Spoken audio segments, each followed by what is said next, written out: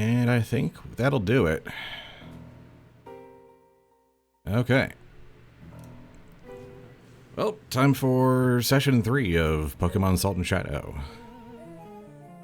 I'm your host, NewbieSpud, and joining me again is Dan F.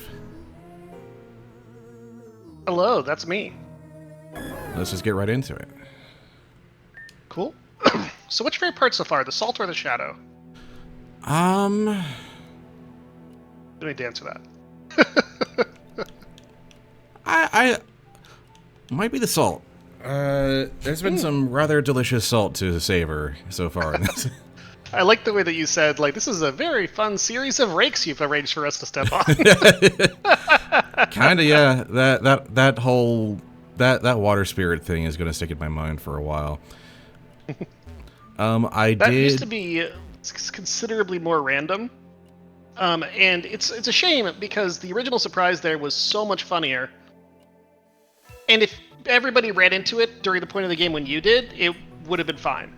But a lot of people run into it like nearly right away, so it's very possible for it to set an early tone. Yeah. And the game, once the game establishes its tone, it can start to break it a little bit. But if its tone is too all over the place right at the beginning, it doesn't feel like it. Yeah, no, that tone at all. for us right now, that arrived at pretty much the perfect time, I'd say, tone wise. It used to be that it was not a spirit of the fountain, but a swimmer cop. Who would just jump out and attack you, and it was so fucking funny. And people who found it like after they've established the dark tone of the game could enjoy like the cyber dystopia, but deeply funny undertone of that. Yeah. But like, I felt that if you run into it like right away, it made the game feel silly by default because it stood out so much. So it's kind of a shame that because it's obviously less funny now. But I think that the new thing still gets 90% of the joke and fits the tone. yeah, I'd say so as well. I did earlier today. I did do some. I see this guy's gone. Yeah, did both of the card battlers I have access to. The one here and the one in the Deepwood. Nice. The Deepwood hut. That is not easy to beat them all with that before you find any other ones. That's good. Yeah, So your deck's all. What's your deck look like now? Deck is. Oh man, I registered that card binder. But yeah, cards. yeah. Oh yeah, you got some juicy stuff now. Yep, a lot of psychics and poison and bugs. What's fun about this is like the card game itself has a similar like micro arc to when you first start playing the game. You're like, oh god, everything's so weak, everybody seems so strong, and you start to edge out a win or two, and then it just gets easier and easier. You sort of hit escape velocity, and it feels so good. I did do some save scumming so that I didn't like burn a bunch of money on it. Yeah, that's especially fine. I wanted to get some more funds and whatnot. So I'm sitting about 6,000. Nice. Yeah, the card game is a really good way to get some extra money, and because there's a limited number of time you can challenge each trainer, it's not infinite, so save scumming for that is just normal. I think people just innately do that. Some people don't, but I think more people do than don't with that. Like, it's just such a natural thing to do. Yeah. Anyway, though, let's go explore. Yeah. So I did all that off stream. That's pretty much the only thing that's happened off stream. And we're just gonna head back into this route here. Cool. It's Sorrow's funny Path. how like so many people were like, oh god, I did this thing that subverts this challenge by being clever and like using either saves or something else. The devs must be so mad. And I'm like, do you really not think we know that saving exists? We give you auto saves for God's sake. Yep. I just want you guys to have fun. I did disturb the fountain. Yes, you did. And I'm probably not going to do it again for a while because I'm really scared of that no run rule they're threatening. It means I can throw whatever at me and I just have to deal with it. Mm-hmm. All right. Yeah. Right. Probably not a good idea for Meryl to be out here. But also there's just slam it into their faces and be done with it.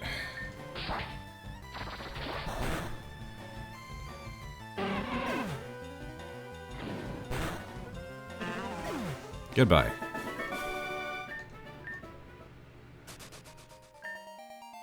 Ooh, first super potion. conspicuous. Okay, 2 great balls. Good, good, good. Amnesia, you say? I love that. I'm really starting to appreciate just like items being in random conspicuous objects like this. I think that's such a good way to reward a little bit of extra curiousness. Yeah, I really like that. It's very much like originally, like in the very first thing, I believe Ruben basically put hidden items pretty much everywhere, but it was really hard. There was no like pattern to it. Yeah. Or there was, but there wasn't always a pattern to it. So it resulted in people feeling pressured to check everything. And that got frustrating. So what we did though is we moved it to this hidden, to like just very conspicuous rocks primarily, or patterns that you can largely learn. So players, don't feel the need to check literally every tile. They don't feel the need to like mash A all the time or feel like they're gonna miss something. Mm-hmm. And instead, it ends up feeling like you sort of learn this pattern, and then you get this extra satisfaction for discovering things. It works out very well. So that's nice. A good call out.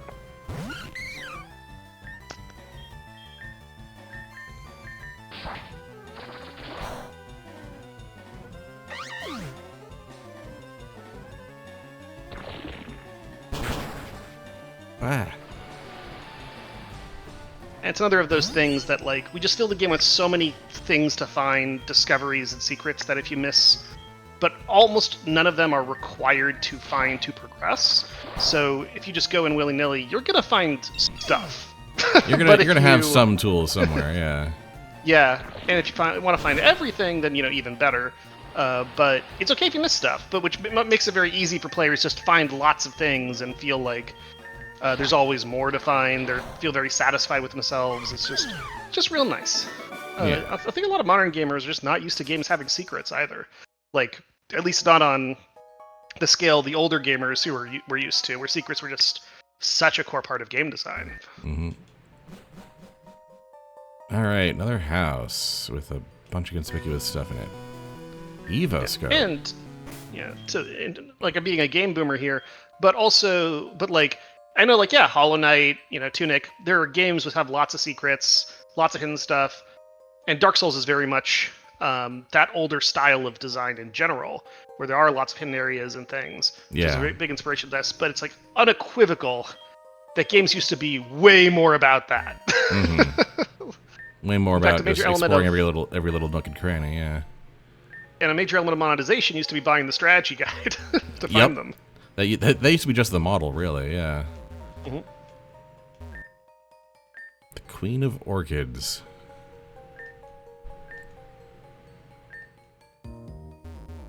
Oh boy. So Evoscope.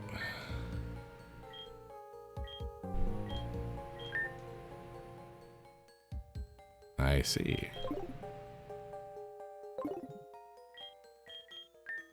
Well, time to figure out what this cave's all about. Oh.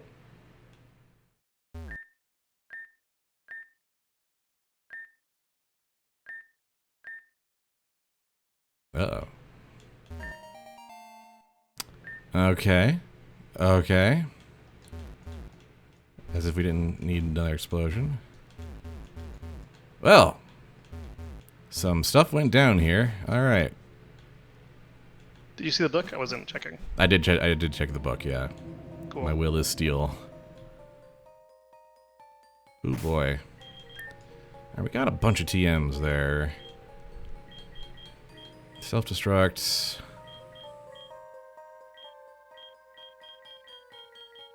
Amnesia.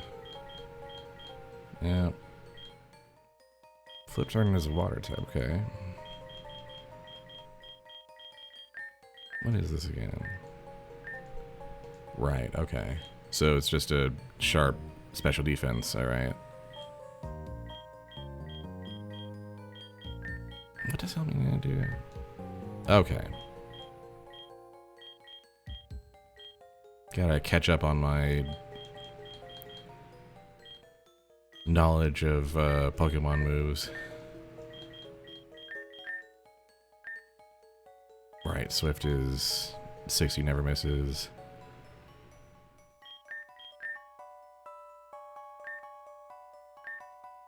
It's a 2 to 5. There's Trick Room.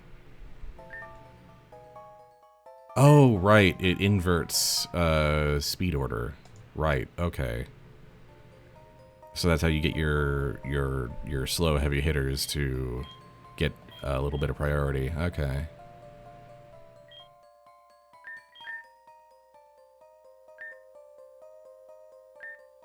Oh, okay. So we've got a good number of typed switch moves here, switch hitters.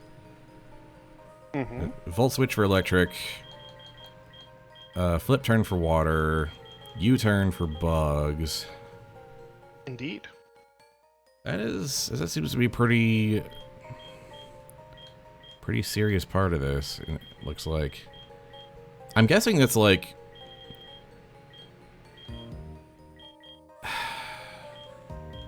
If I had to guess, I'd say it's not like an omnipresent part of competitive play, but a pretty like serious consideration. Oh yeah.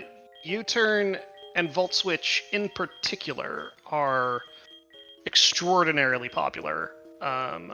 Flip turn as well. It's a slightly more niche, but yeah. Oh, I imagine a good a good number of Pokemon can learn U-turn.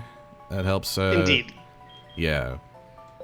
Yeah, U-turn is used on tons of Pokemon, especially any Pokemon with entry abilities. Any sort of ability lets you hit and then run. Oh yeah, if you set up right, the entry is part of the strategy then.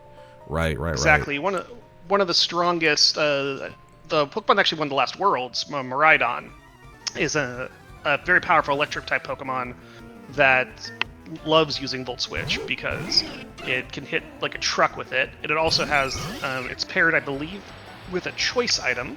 So basically, choice, I forget whether that's physical or special, but it's the right one. It's like choice band, choice specs. And then whatever Volt Switch is, I think. And so it gets another, the choice items work so that you get 50% extra damage, or in the choice scarf case, 50% extra speed. But then you cannot use a move other than the one you've clicked until you switch out. Mm-hmm. So it comes in, it has an insane attack stat. It gets a special ability that further boosts its attack stat on electric terrain, I believe. I have to double check exactly how this works because I've never played with Miraidon. But basically, details aside, it comes in, has a huge attack stat that can work with Volt Switch, and then it hits you with a mega damage Volt Switch, and then switches out, and so, well... Yep. Like, the choice items drawback is somewhat negated at that point. It's not the only thing it does, it also does other things, but it does that. Yep. Right, so... And U-turn's very popular on just a lot of Pokemon, like Rillaboom, for example, uses it a lot. So you really want to be using Shreds of Hope, like, right away. There really is... If you wait for even, like, an hour, like, these level 10s are now just like, well, I should have used them earlier. Even if they were on something I never end up using again, it would not have been a waste. Absolutely. Yeah, you can always sell them to the shop, but they don't sell for so much that you regret using them, basically. Yeah. Ooh, Aqua Jet's nice. Yeah, but I mean, we're running Origin Pulse, so like... It's probably better than... I mean, it's up to you, but like Aqua Jet is a priority move, so that's relevant. Oh, But I mean... How good is the physical attack stat on this dude? I don't know if I can check from that screen, but you can always learn. You can always relearn it at one of those statues if you don't. Yeah. You can switch this guy's moves for free, so you know anything you want to do. Yep. Yeah. I always like to have like a priority move on a Pokemon, just because. I mean, not always, but it's nice to be able to have a priority move on any Pokemon that doesn't have just a crazy speed. Yeah. Because sometimes like an enemy Pokemon is just at like no health, and you can just tap it and it dies. Yeah. Or they have like multi-scale, which is an ability that, or like Focus Sash, an ability that makes one hitting extremely hard or impossible. Ooh, status reset. Intriguing.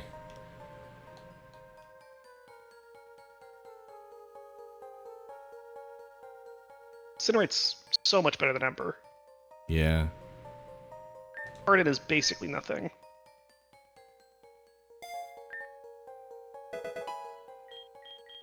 I guess I have the 20 for a little bit later. In case I find something intriguing here. A thick club.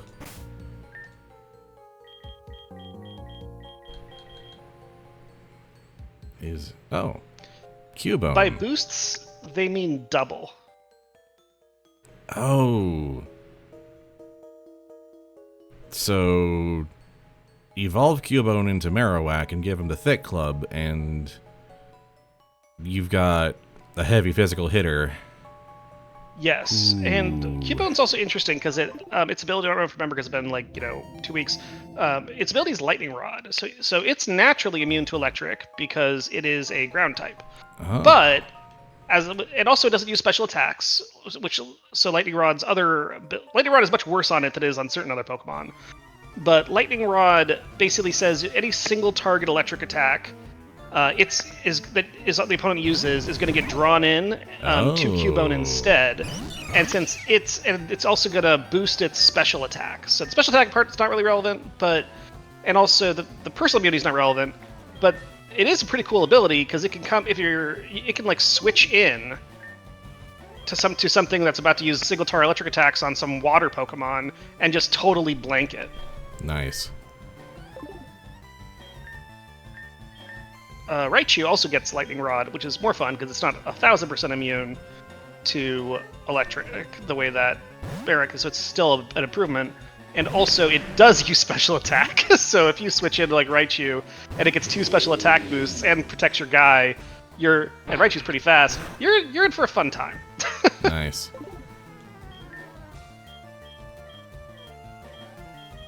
Alright, this build is interesting.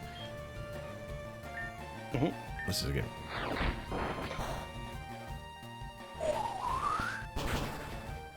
There we go. Yeah. The subtleties of ground versus rock. Yep. It's actually very tricky for a lot of people because all of the original Gen 1 rock Pokemon were also ground type, I believe. Something like that, yeah. And so people just assumed rock is immune to electric. Because every time I tried to use an electric Pokemon on a rock type, and they were like Geodude and Onix and stuff were more obviously rock than they were ground type, it didn't work. And it makes sense, electricity doesn't work versus rocks anyway. So when you run into like a water rock type and it's like weak, you're very confused. This one was waiting to surprise someone. Yes, this also has a bit of a jump scare. Yup. But you manage to take them out so that you can solo it, which is also a thing that you can do if you know what you're doing, because like normally you focus down a single target, but when you're fighting Pokemon, so one solution is always come back stronger or just take some hits when you first run into this guy, or you can try to intentionally not like take out the other guys fast and then finish them off at once so you can then 2v1 the last one. So there's a lot of flexibility there. Yeah. Okay, Curse let me just explain because the description does a terrible job of explaining it. Yeah. The way that it works, if you're not Ghost, is you go up by... It basically is a giant defense boost. It lowers your speed, but it significantly increases your defenses. Mm-hmm.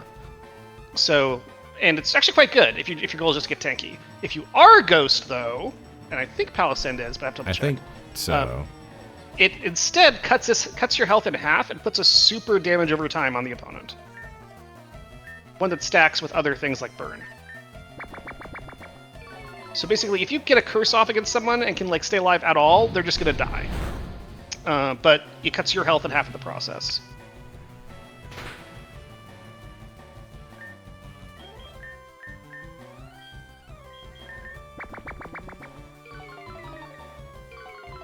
Just gonna harden and watch now. Mm-hmm. That'll work. Yeah, that'll do. Yeah, curses, I forget the exact percentage, but it's brutal. If you get curse off on something that can't just start one-shotting you, it'll work. This is vaguely ominous.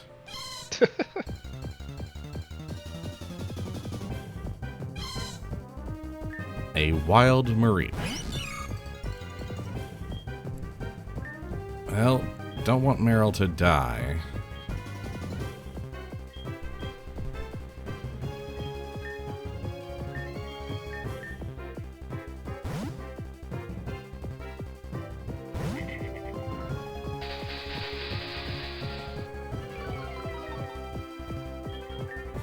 Okay. Definitely want this.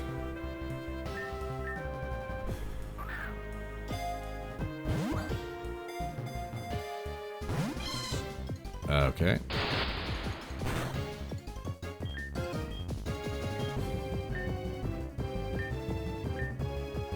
Yeah, let's see if we can just get like a status going.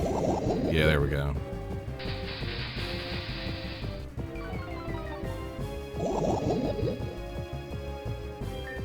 That should help with our catch rate.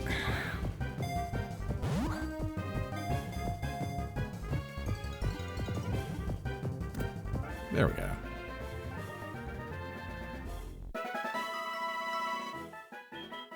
Alright, Marie. You came out of a strange device. What's your deal? I mean, this is an electric type, and thus has potential. Mm-hmm. Try our exciting demo. A sheep. Well, an electric sheep is the key. It's the Lightning Shepherd 3000. The Lightning Shepherd 3000, yep. Get a free sheep as you start out our gotcha game. SSS ranked. Yeah. The free poll. One of my pet peeves is when gotcha games make the lowest rarity rare. Yeah. That just annoys me. Like, you know, I'm okay with it being the second lowest rarity, like in Hearthstone. Like you got your commons, then you got your rares. You know, but if the lowest rarity is uncommon or rare, like, no, it isn't.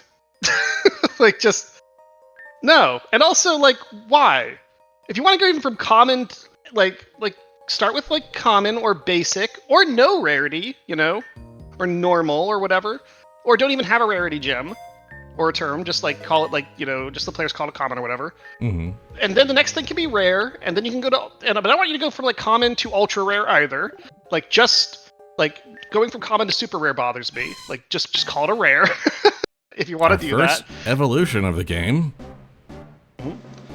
Indeed.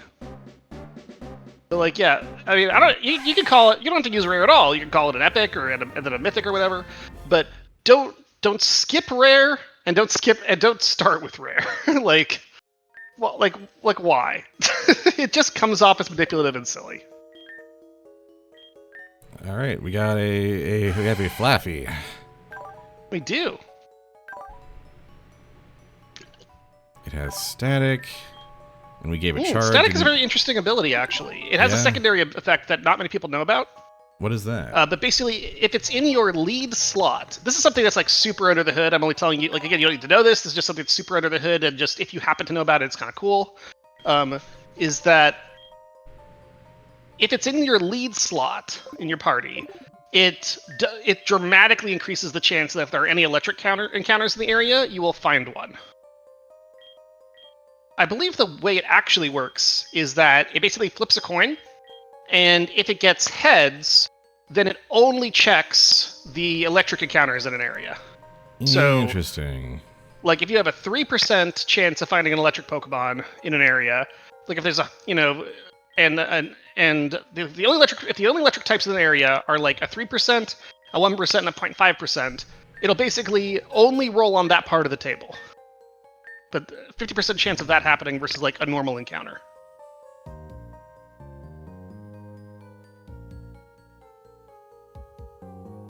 There's actually several things that work that way. Like Flash Fire is another one, and like Magnet Pull. I think there might be all of them. There isn't one for every type. Pokemon does that shit. Pokemon embraces the style of design that is extremely counterintuitive to designers, which sometimes doesn't work and often works brilliantly, where they just refuse to be symmetrical. Like one of the most powerful abilities in the game is Intimidate. On entry, lower opposing attack stats. But the official games don't have anything that lowers special attack on entry. Yeah, they try so hard to make special interesting Pokemon, and they don't have that. Because that would, you know, you can even argue that one could be more, like, viable or more often. Yeah, but now that you mention it, yeah, they don't like cover every single possible base. Yeah. Yeah, and it makes things feel different. Like There's flip turn, volt switch, and U-turn, but there isn't like one for every type. Oh boy. Alright, so what's this puzzle? It's a single battle. Okay. Mm-hmm. And we're starting with a Ninjask. Poliwag. Oh, I love this puzzle already, he said through gritted teeth. Alright. Level 19. Doubles Pokemon speed and rain. It can only flail. It's holding a focus sash. Do you know what flail does? It's higher damage the lower HP it is. That's correct. I just ask it because some people confuse it with splash. Yeah. Everyone's I probably holding should have given a it focus sash. splash and flail just so that people didn't do that, but it's fine. If people read things, they find then you know. Passing along any stat changes.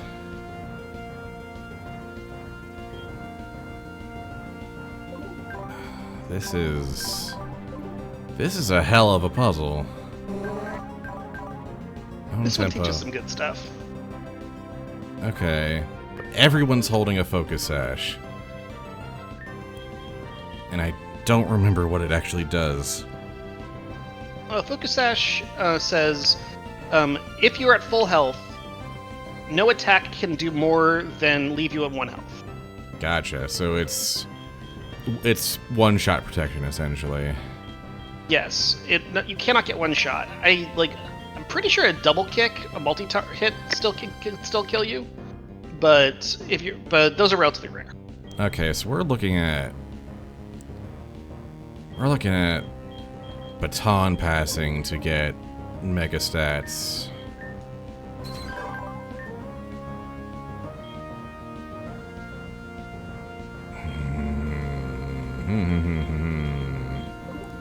Wait a minute. No. No.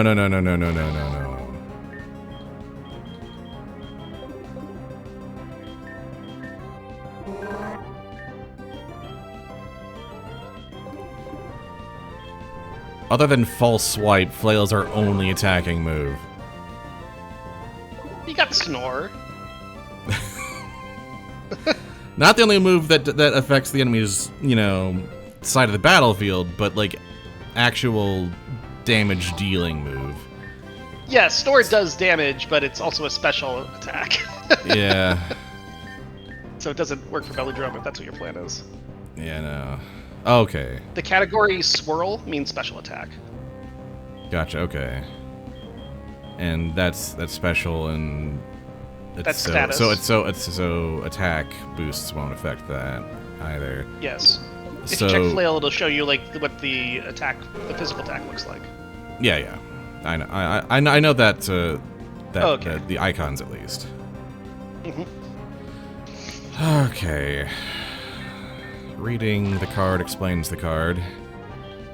There's a lot of cards here. Okay.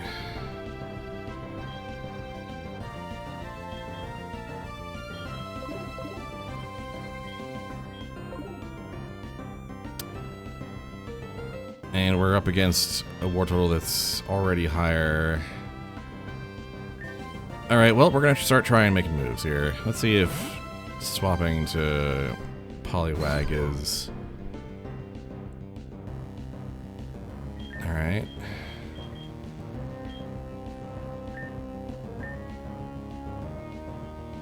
Let's see if we can get away with a belly drum. Oh, if it's just going to try and surf all this time. Hell yeah.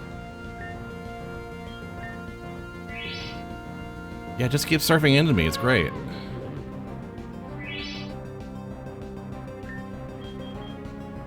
Okay, so belly drum, not going to do much there, but I can... Excuse me. Okay, yeah. Can I not baton pass if... Not while you're asleep. Oh, not while I'm asleep. Alright, well, let's just start snort them then. It's not going to do much. Oh, hello. There it is.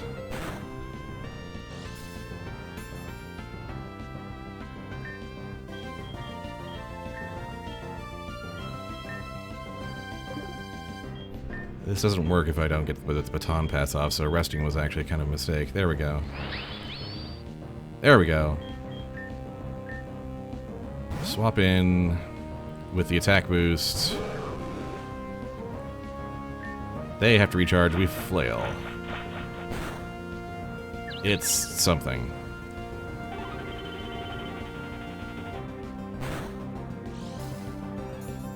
That only makes the flail better. But unless we hit ourselves in our confusion. One down. Hello, Kadabra. Probably want to swap out for something else here.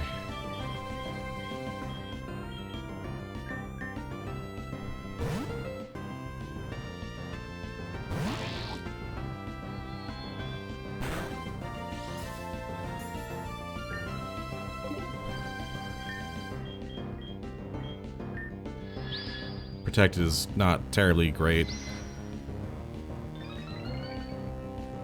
Speed boost. Okay, right.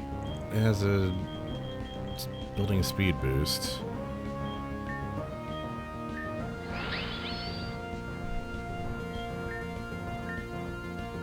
Okay.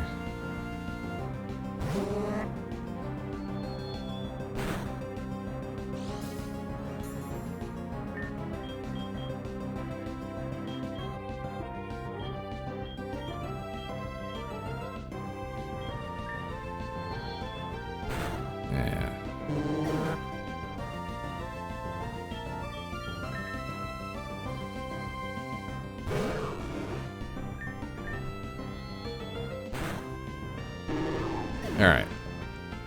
This is the part where the puzzle gets away from me, but that's an interesting setup. Mm-hmm. You learn some stuff.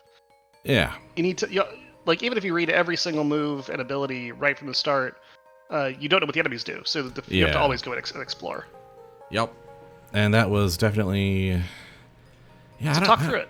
I don't know how to approach that one. I can kind of see where some of the parts fit together, but like considering that a lot of those Pokemon can just one-shot you if the matchup's wrong. Like you can build speed with Ninjask, you can build attack a couple of different ways. Mm-hmm. A couple of them have ways to stall so that they can get their passive boosts up. And then you baton pass all the way over to Magikarp and start flailing your way through. But even with like we managed to get like a full belly drum over to Magikarp, and a full health flail was still like not a whole lot of damage, and we still had to endure. You sure about that? Oh, were you at full health? A full health flail. Got it. Yeah.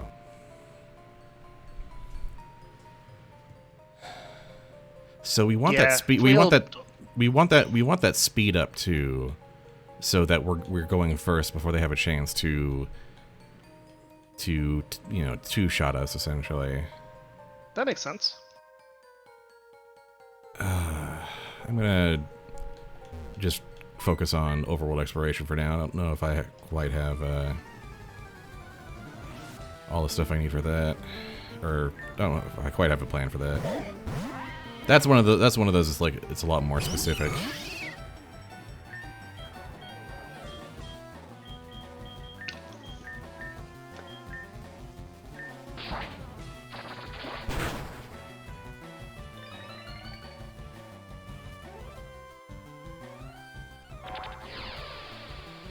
Goodbye.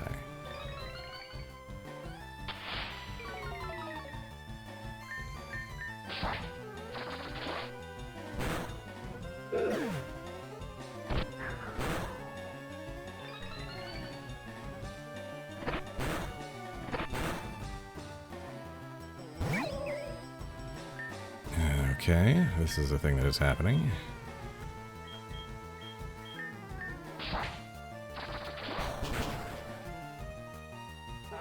Finally got Mudbray out, thank goodness.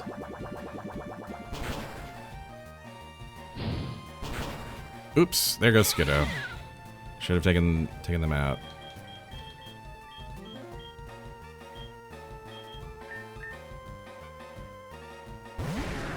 Thought I was safe with the level differential, but no such luck.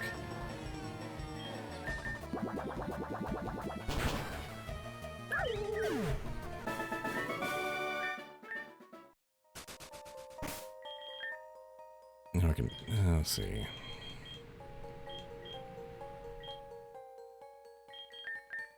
Probably a good time for some potions all around. Seems reasonable. It's a shame, because Skiddo was doing a lot of good work for us.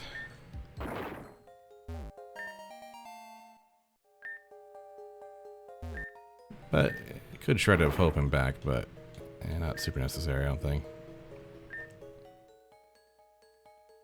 That's just a lot of Litwicks, isn't it? Also haven't checked out this house yet.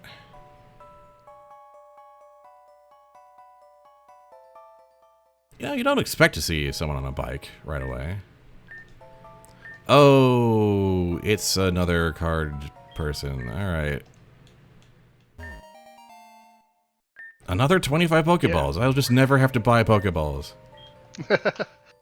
This guy is the subject of that fan art. Oh, nice. He has made an impression on some of the community. Nice. I mean, when you are somebody who rides a bike, we have a sprite for him that doesn't have him on a bike. That's not a limitation. That's just who he is. That's a choice, yeah. So this is probably another warp spot, which is lovely. I don't know if he lives like this. I think this is just like a public rest house that he happens to be in right now. Let's try a game.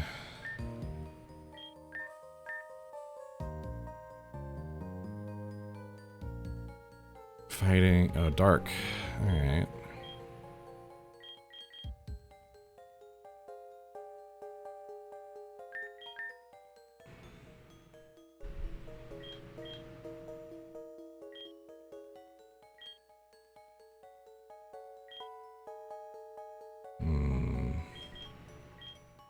Will be...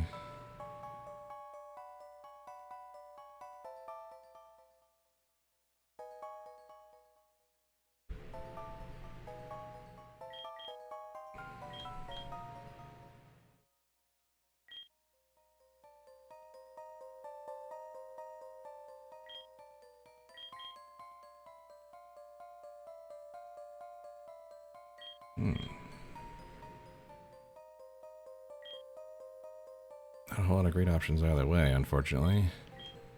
It can basically only attack up.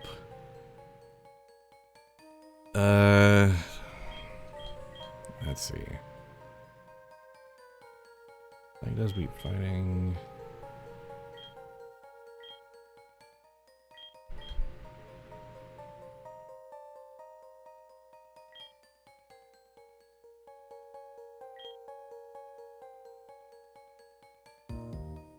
Gosh, okay.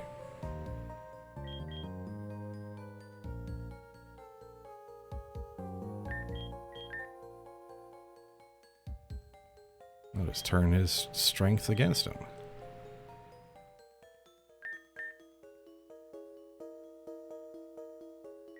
Lol, and furthermore, Lamau.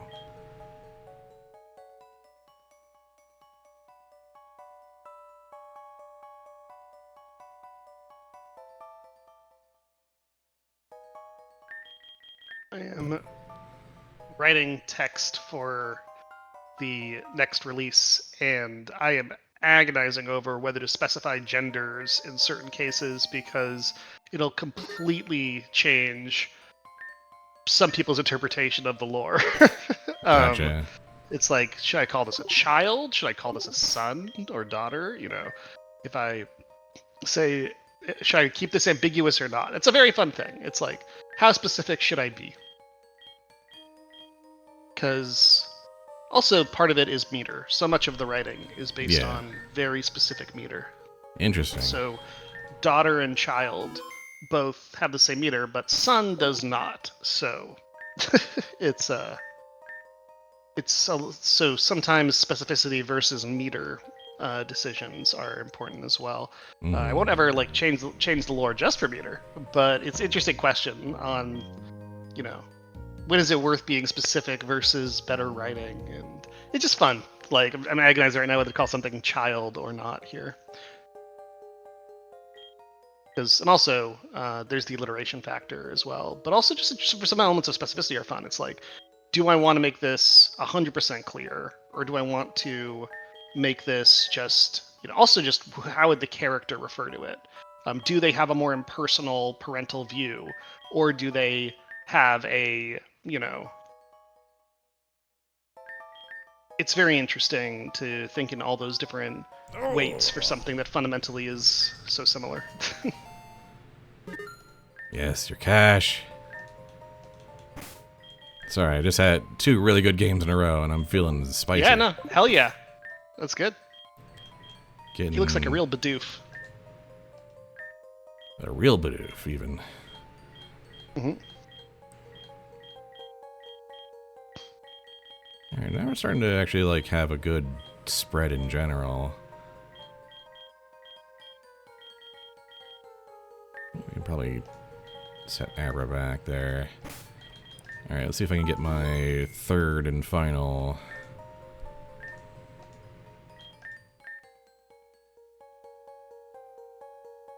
Sevens all around. Alright.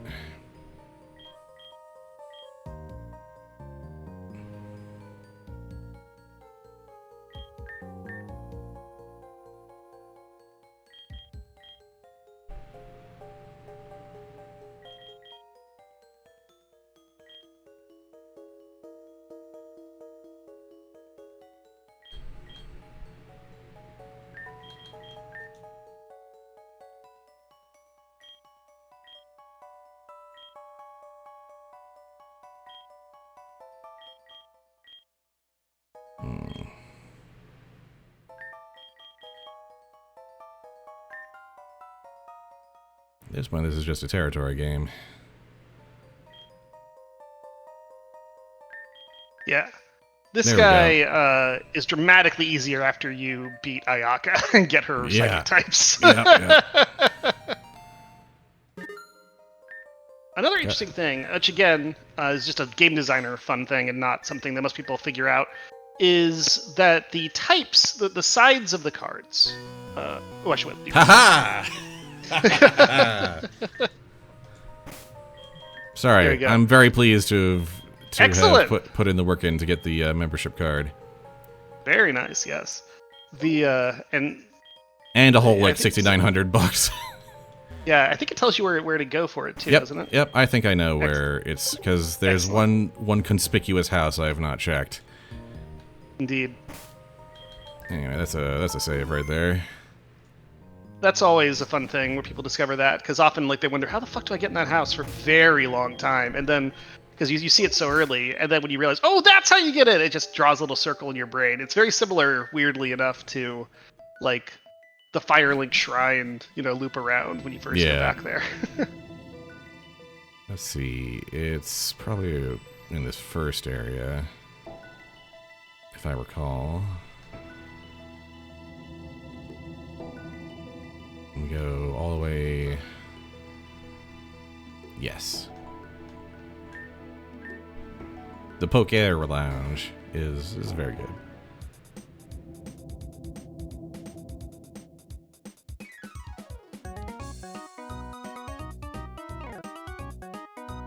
That's a mesmerizing effect.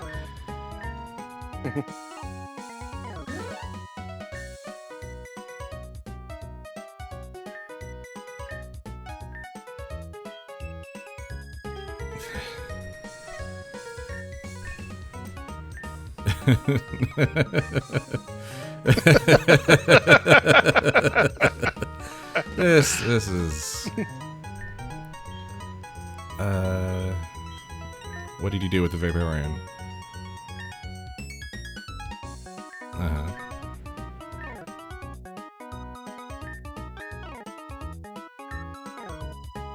I love these fun facts about Vaporeon.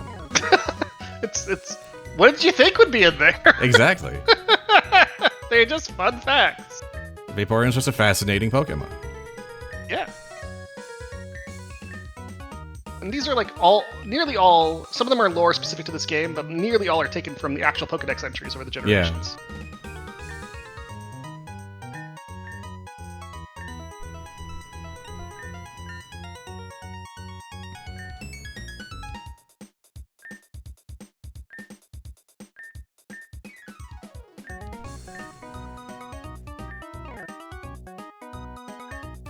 I love how this just keeps going.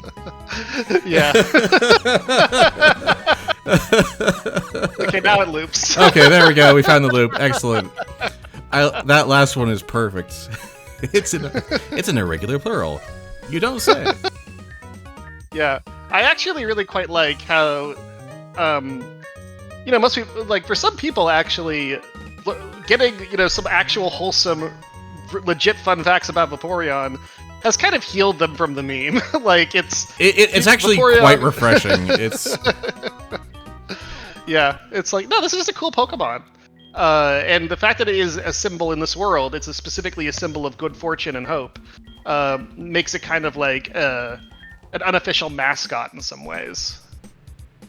So some people, specifically after they read that, go like evolve a Vaporeon and win with it. It's great. You cannot directly gaze upon. Yeah, I'm a stinker.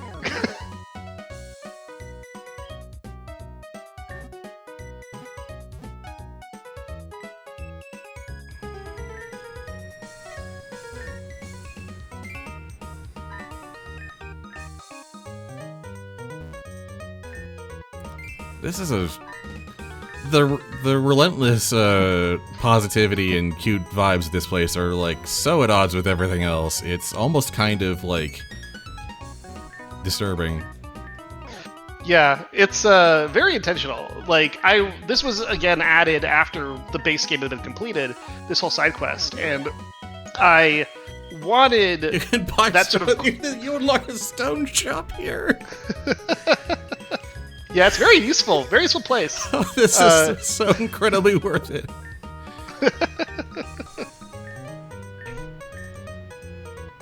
I guess we can.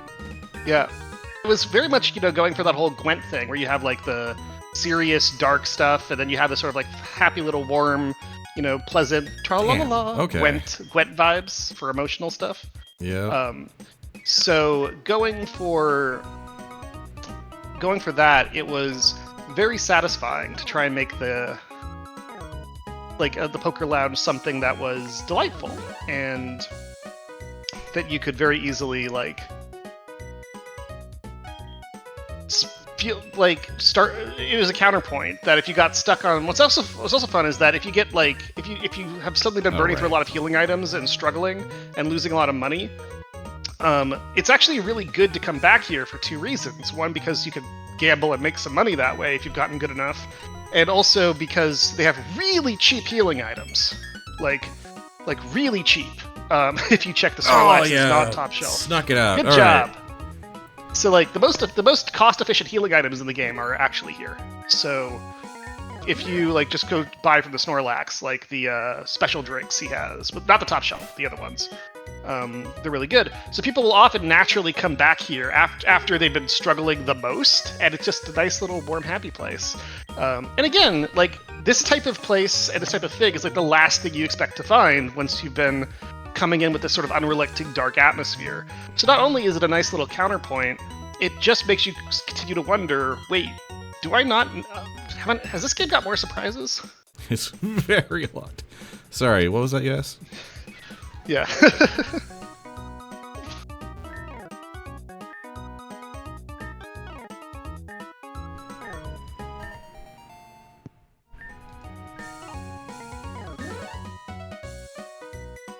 Okay, then.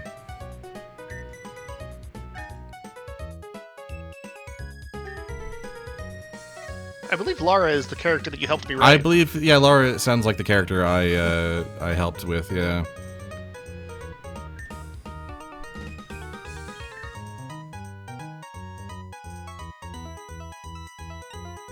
Okay.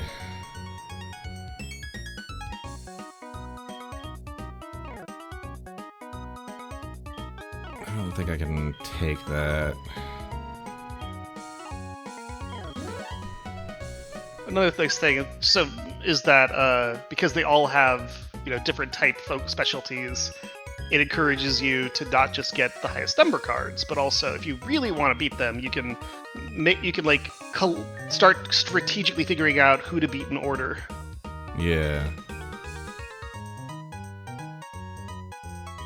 Originally, I was planning on trying to get like special abilities on each type, like having grass types give +1, get like grass types give +1 to every card around them every turn or something like that, or they start weaker but then they grow every turn, and that or if you play if you play a fire type, it'll damage ones around them and reduce them by more, like reduce all their sides effectively.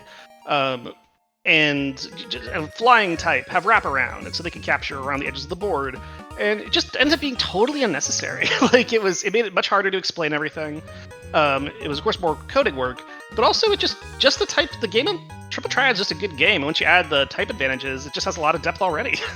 And the other thing about this, which was interesting, is this again is super niche, but if this is something I was mentioning a bit earlier, if you end up trying to Sorry. The types of the cards are based off of their species stats, right? Mm-hmm. So the top side represents special attack, and so fighting types tend to have weaker special I read that attack. part of the book, where...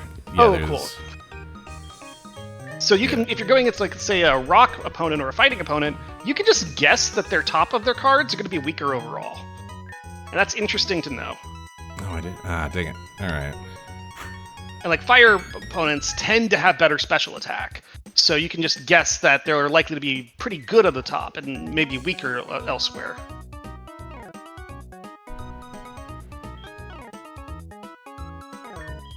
I will say that hey, I need help with the card game strategy is one of the things that gets people to our Discord quite a lot.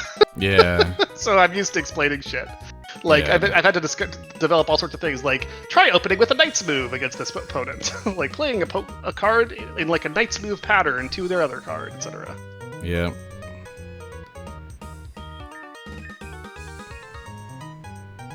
Dang. All right. There's just... I do not have a... This is gonna... Oh, well.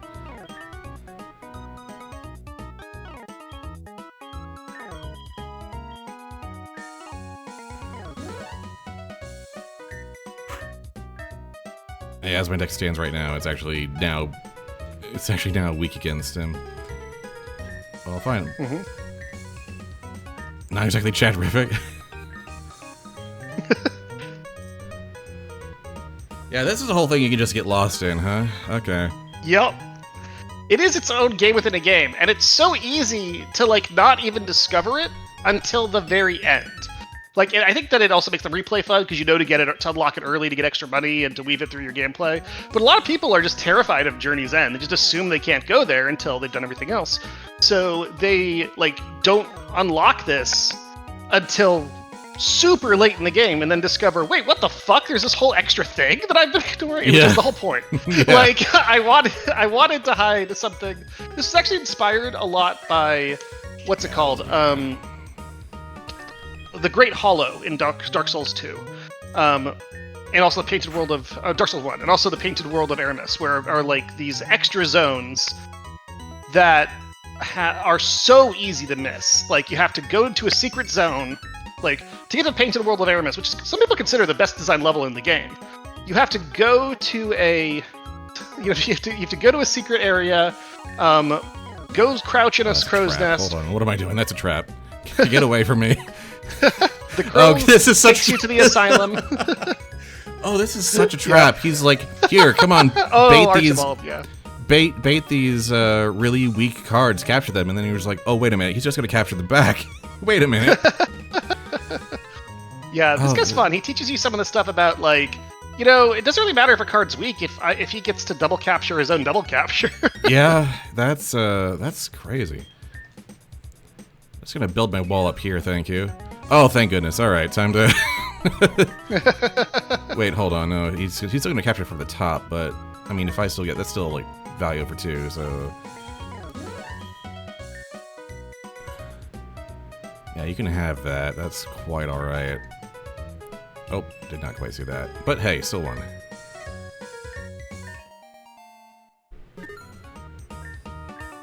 So yeah, the thing I was mentioning about this is like, because it's the whole point is the sheer size and missability of it is the magic.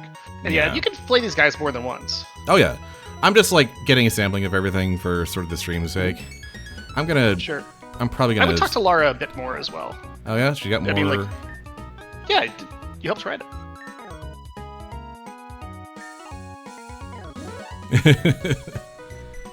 Yeah, I'm pretty sure that was your exact line. I love that. Something like that, I think I recall, yeah.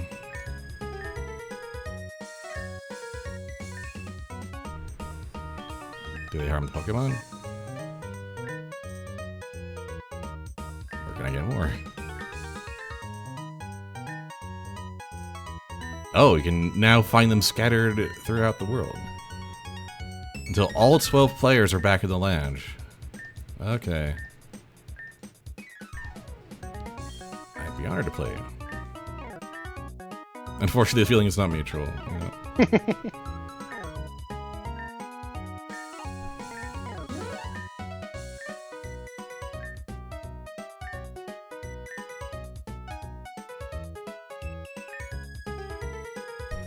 I'm sure you're excellent for a beginner.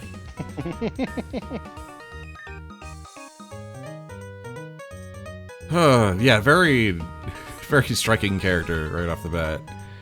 Yeah, there's a little bit of very much her own character, but there's a little Kaiba energy there. Yeah, no, yeah, this is very... This is so, you know... I mean, this is so sports anime / Yu-Gi-Oh! It hurts. Yeah, there's a lot of inspiration from both Yu-Gi-Oh! And Hikaru no Go. Have you checked the blank card item, by the way? I didn't notice. I did take a peek at it, yeah. I've got 4 of these cool. now. Yeah.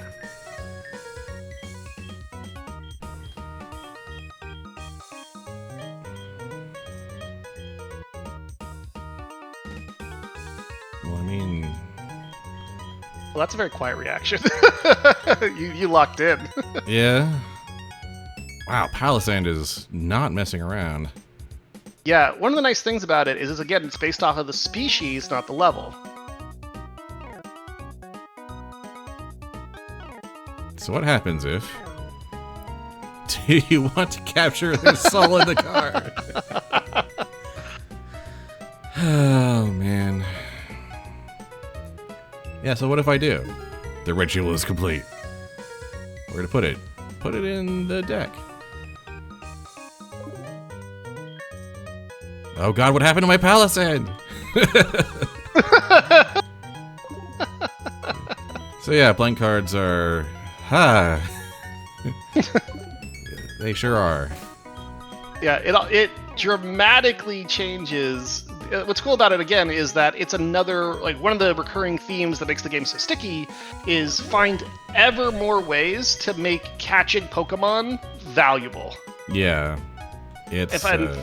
And try to care about new ways. So what's nice about this is some Pokemon that you maybe don't want to use in battle, you might as well use them in cards, and some Pokemon that just don't have great battle applications have fantastic card applications. Like, I've never actually even known that Palisand had a fucking 9 and is so early accessible. Like, I'm gonna maybe use that in the future. Yeah.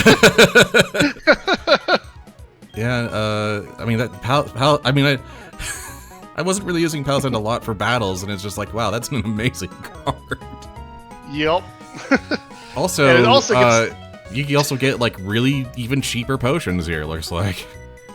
Exactly. It's actually one of the best valuable... That's actually one of the highest value things of this place is, like, these alcoholic drinks and similar are just so good. And actually, Berry Juice is a held item, too, so you can give it to a Pokemon and then have an auto-trigger, which is really good early game. Yeah. So, like, you can just give it to a Pokemon, and if it drops below certain health, it'll, like, just heal it'll just basically insta use a potion on itself. So but it could also just use them like potions.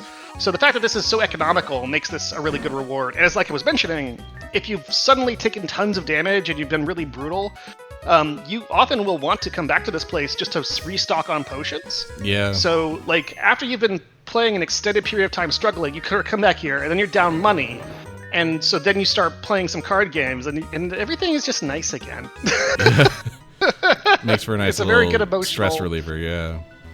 Yeah, so it's not just the fact that what I love about the design is not just the fact that it is an emotional contrast, but the system incentive of including that discounted healing shop there, and also making it a money source, means that when you are running the lowest on other things, when you're at your lowest is when you're most likely to want to go and come back to the happy place. Yep. Just naturally, yeah. Mm-hmm. I find it really cute how like tiny this building is. And like, you know, it's just a little spot on the overworld, but like there's an entire other video game contained in this little like 3x3 on the map that also has tendrils reaching out to the entire rest of the game. It's deeply amusing on that level. Well, we certainly saw a bunch of that. You want to, that was my Pick the World of Aramis thing. I wanted to make it so that like, surely they wouldn't hide. Like once you start seeing that we've hidden shit like that there, you wonder what the fuck is in this game. Yeah, no kidding. It's very hard to once people like start playing games, things often feel like mysterious and strange at first. It's hard to make them continually feel mysterious and strange unless you start doing shit that breaks the patterns and that you don't expect. So that was very intentional in the design. I kept constantly asking, like, what's another thing no one would expect us to do that would still make sense for us to do? And can we get that in? You should have seen Ruben's reaction when he came back to like discover the quest was in. We put in all the commits and things like, boring grammar fixes where they were labeled. And then he came back and I said, hey, there's a new guy in Journey's End. You should try playing him. Or you should try talking to him. And then he's like, wait, there's a whole card game event? That's so cool. And then it's like, wait, there's guys to play it? So we had him go play it. And then like I get like 2 hours later, he's like, how is this still going? How is there still more? I've been gone a week. It was so good. So even when the devs are shocked, you know it's gonna be good. All right, I messed with the Litwick and made that old man disappear. So now I feel bad. That feels like irreversible. It's pretty irreversible. All right, well, I'm pretty sure I saved recently. There's autosaves even if you hadn't.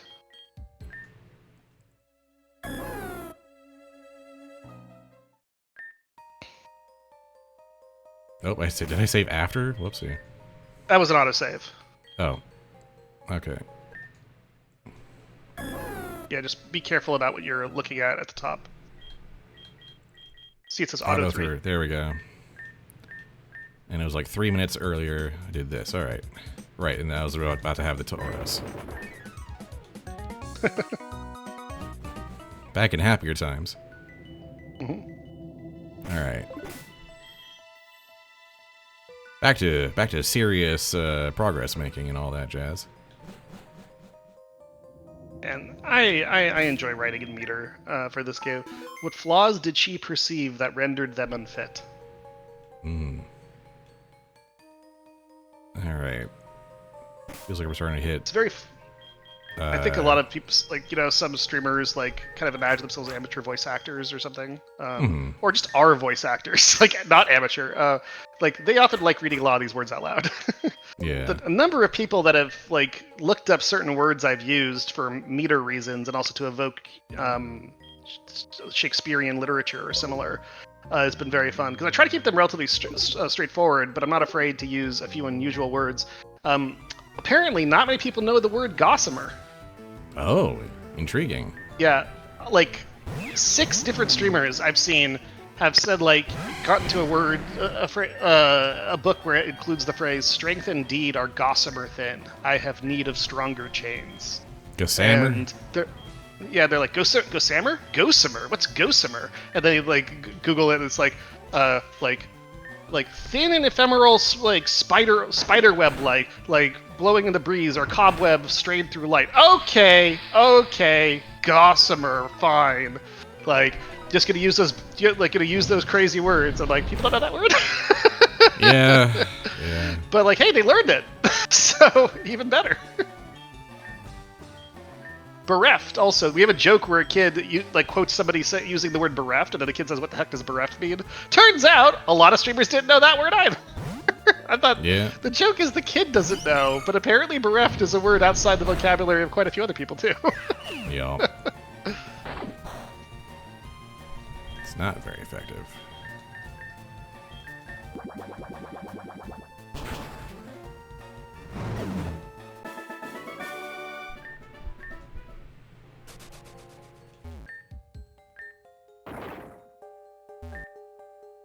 This tree looks like it could be cut down. Well, that sure is interesting. Love just picking up a bunch of stuff. Love reading some Ruben's rough drafts here. I'm currently coming and adding and rewriting certain text, but Ruben did a first pass on everything, and he's so much of it is so good. Like, every now and then it's run across a line that I'm not gonna touch. It's so good.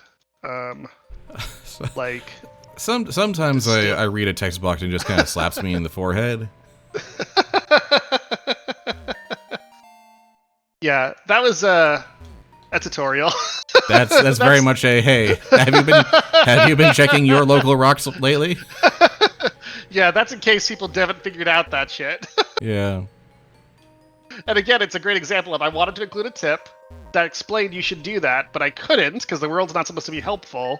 Yeah. So, and everyone instantly checks their nearest rock. Yep. Amazing how well reverse psychology just works.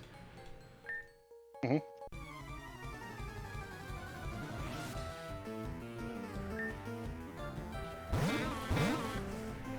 We're getting some relatively serious numbers here.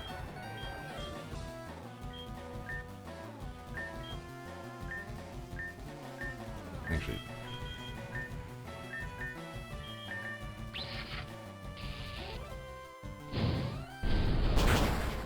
nice. Love having a fire type for the grass trainer. Oh yeah.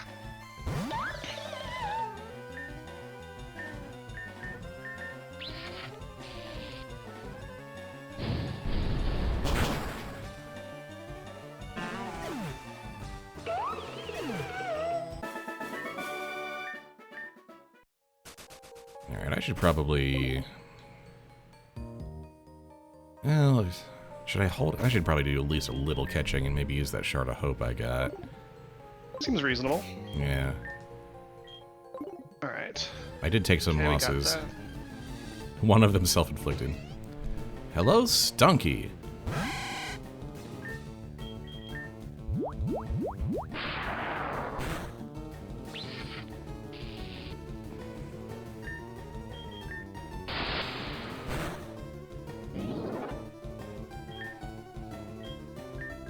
I have 75 Pokeballs.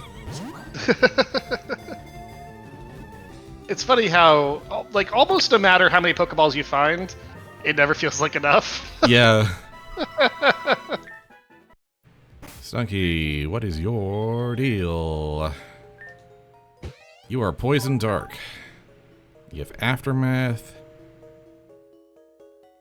Okay. Shock. Power doubles the... Acid Spray has been... Or acid in general has been, surprising me, because I Poison type is just never on my radar. Mm-hmm. So I never remember that it just, wrecks some things.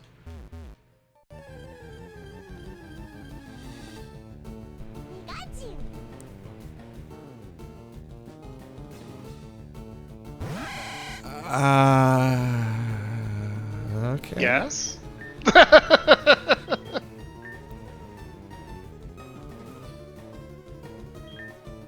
Yes?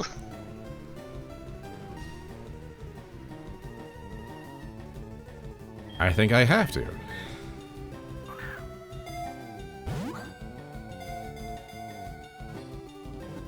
I can't walk away and not know what the deal is here.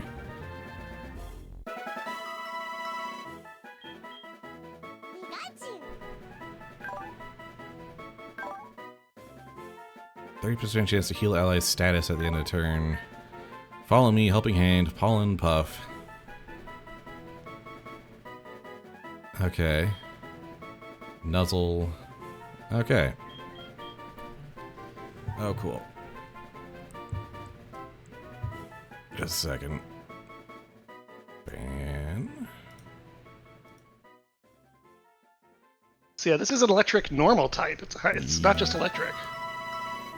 Yep.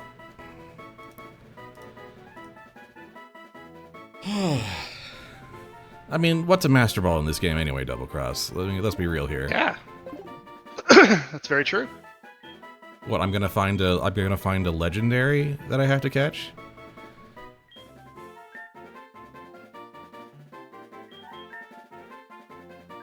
So this is a purely helper for double battles Pokemon.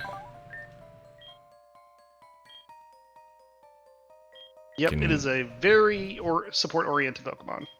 It's extremely support-oriented.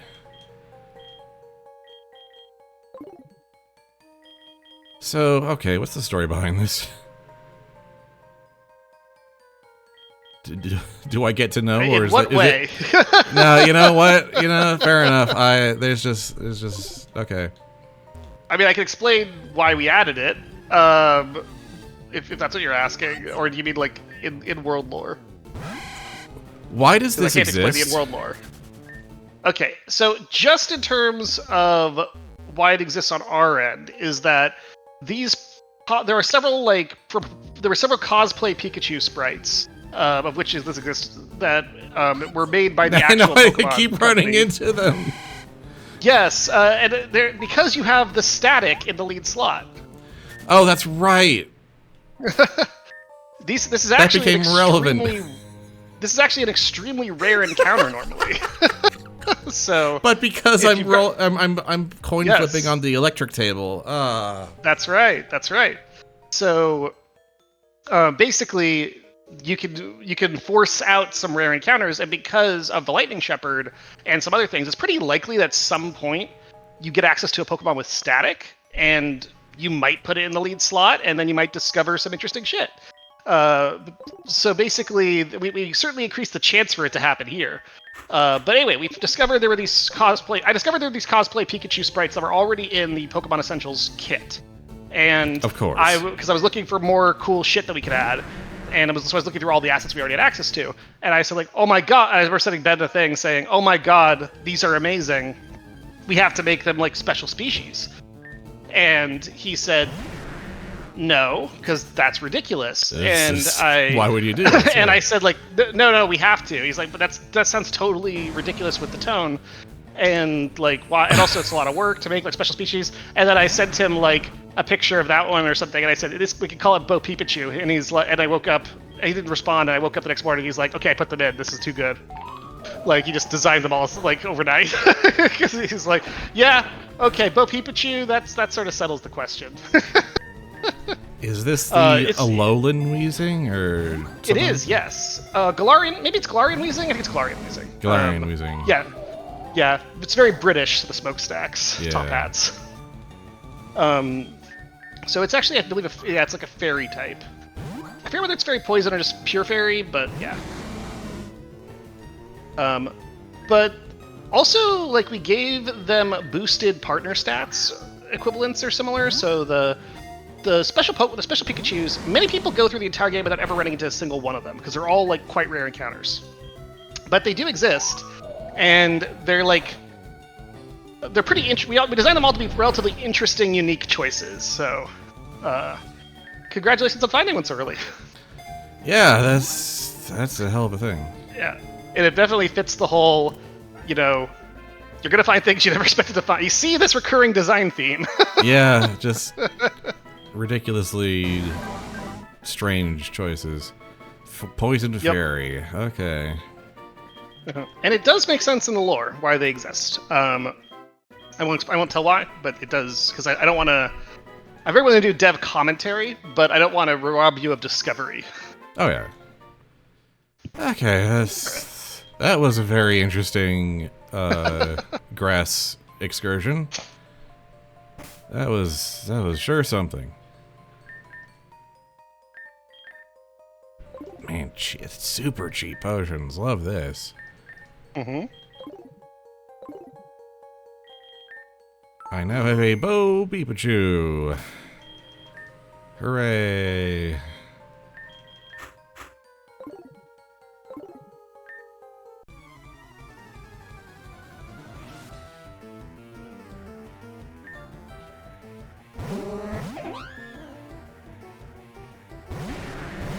Oh, good.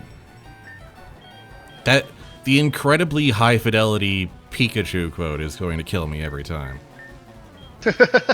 Especially with all the other sound clips being very. Yeah, that's just the default for Pikachu in the game. We just never bothered changing. Yeah. It's just kind of cute.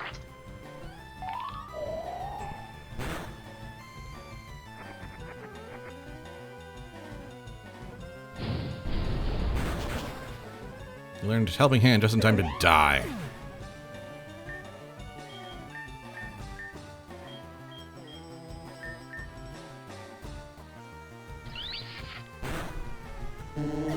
Nuzzled to death by Bo Pikachu.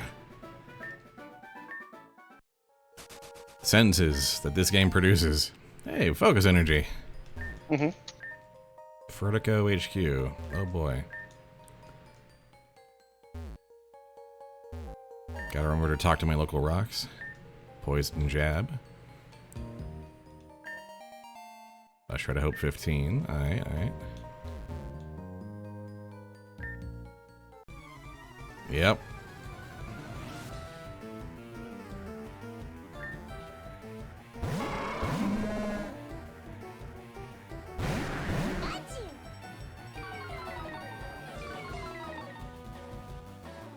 Normals.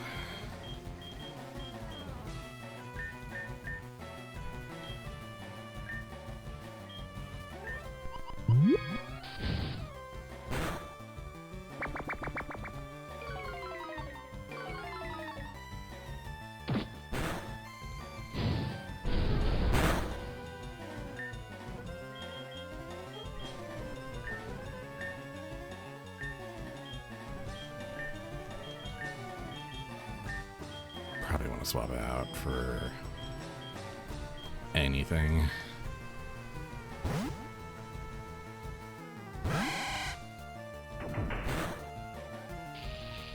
Haha.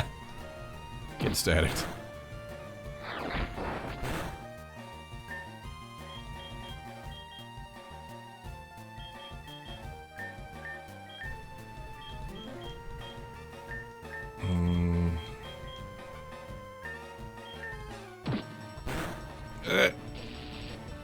Alright.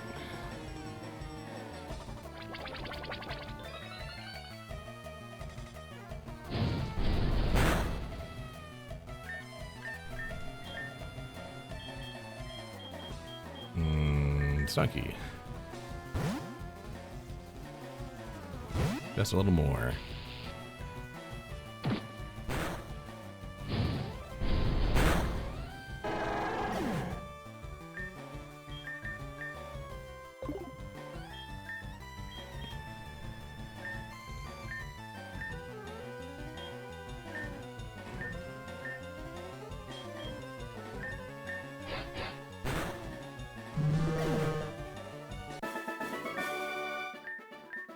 Well, that was interesting.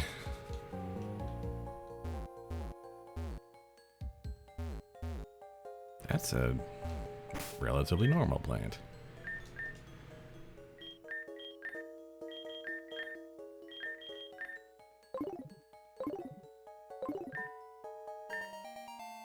A big root. All right.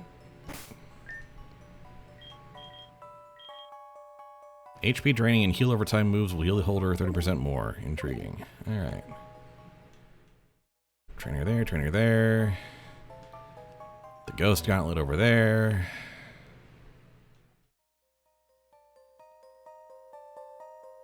This fell over here.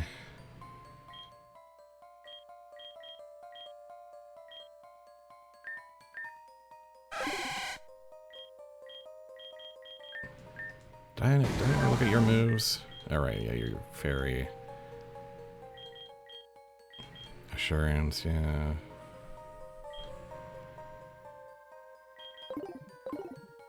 Different sets of moves here.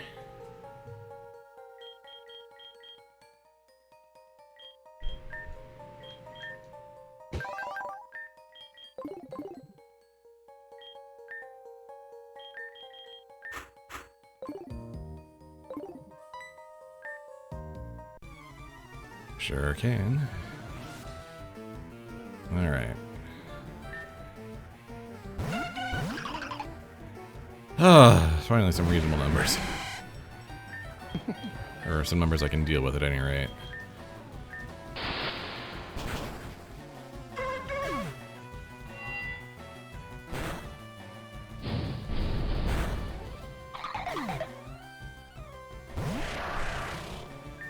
Of course, there's a 15 cadaver waiting on the wings. That would just be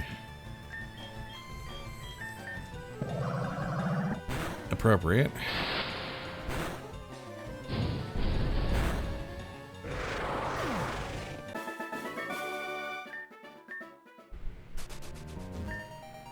Great balls. Do like that. Full restore. Do like that. Alright, so I can kind of skip those trainers if I want to.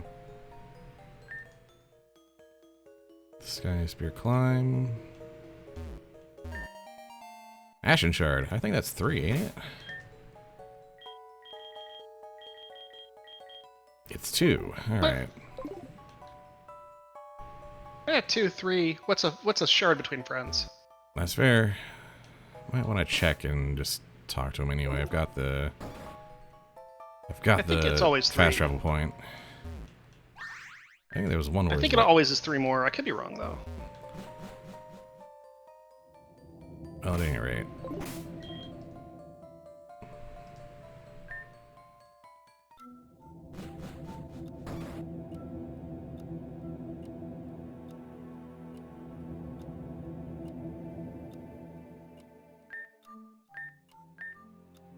Okay, just one more. All right.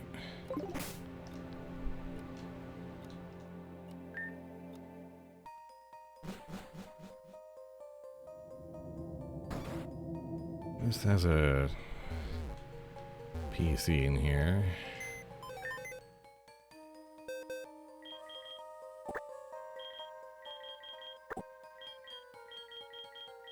What do we got that would be...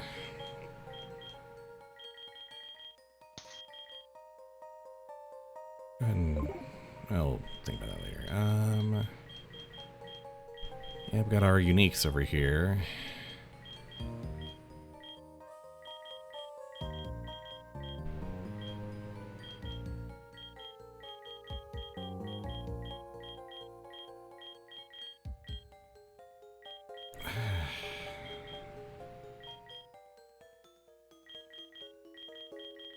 Right, I had a decent psychic type and then they died.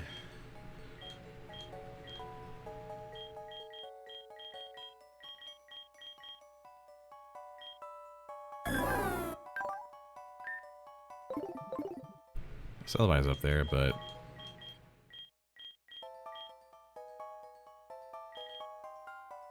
I'm still kind of aspiring to try and make this a day 1 run, so I don't know if I want to be like throwing legendaries at problems like this yet.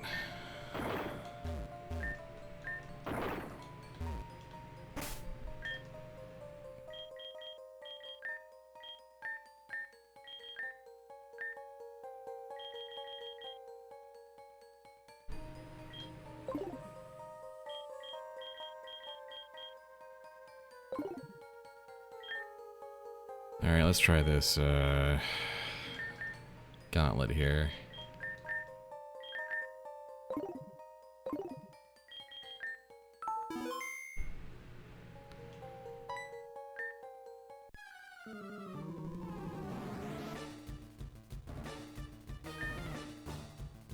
Cubone and Hone Edge.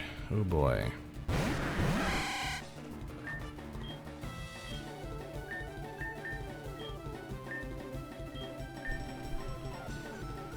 Oh, right, Lightning Rod.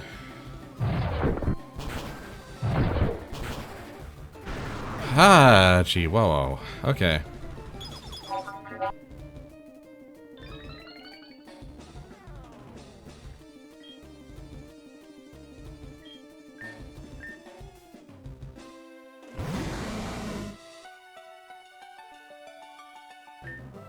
Well, that does neutralize abilities. Mm-hmm. It's quite a powerful thing.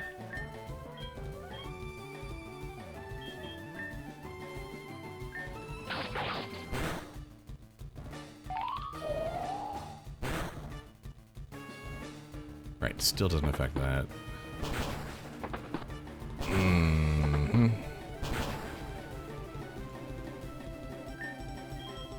Okay, it looks like I'm done with one of the maps.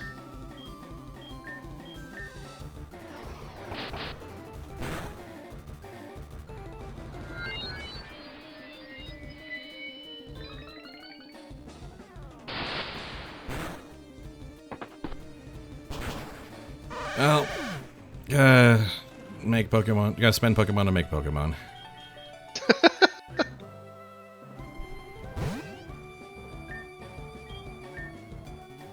That is the soul of the game strategy.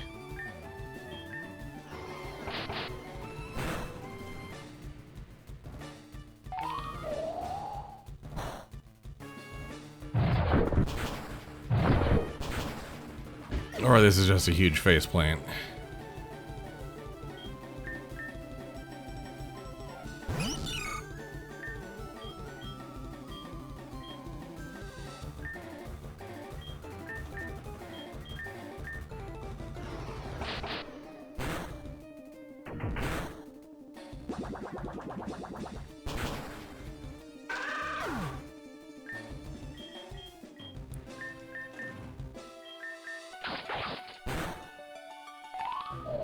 Well,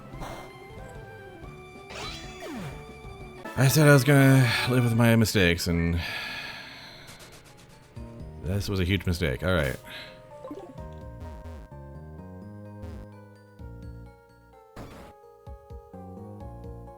We gotta. This kind of the nature of the game. We gotta take this sometimes. I could save scum, but Yeah, it's more No. fun if you don't. yeah, no. But boy, as these bodies start piling up, boys, it does get more tempting to use that use that day, huh? It's like I could Oh, have yeah. all of these back. Oh yeah. All these genuine, like, useful heavy hitters. Alright. Alright, I think it's time for some shreds of hope. It's time to bring some of these back up to...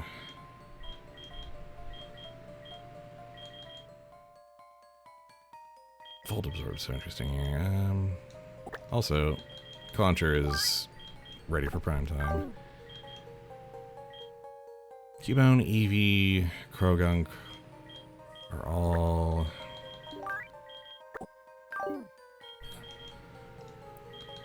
gonna start marking, actually, with, like, what are Pokemon I got from one specific place that I'm not likely to see again.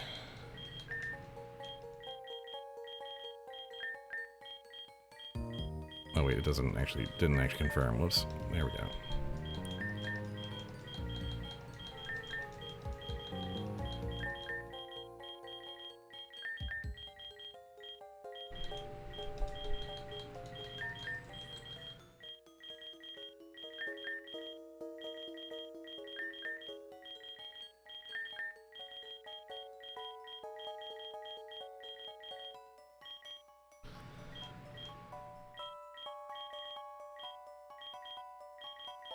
Castform probably could come up front for a bit.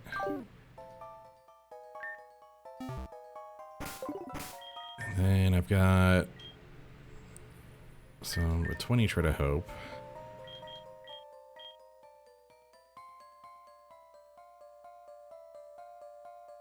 Castform is just very useful to have around. Rain dance, snow. Sunny day. Right, learning weather moves. And snow skate.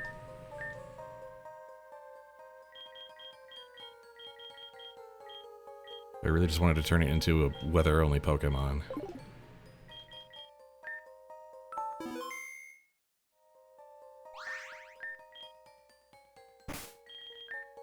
Let's go ahead and get some healing out, because some of these went into the bin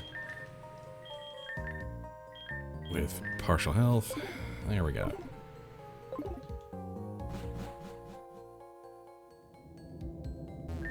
Alright, now about this old man. I've kept the Litwicks safe this time.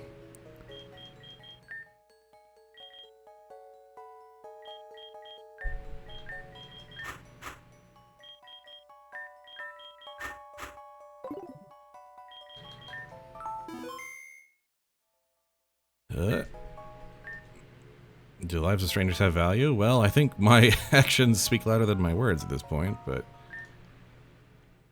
Ooh! I relish the danger. There's never enough light.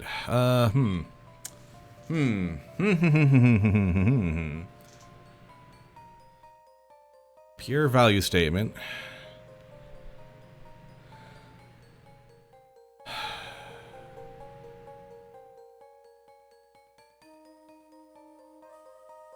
What I'm curious about is if there's like,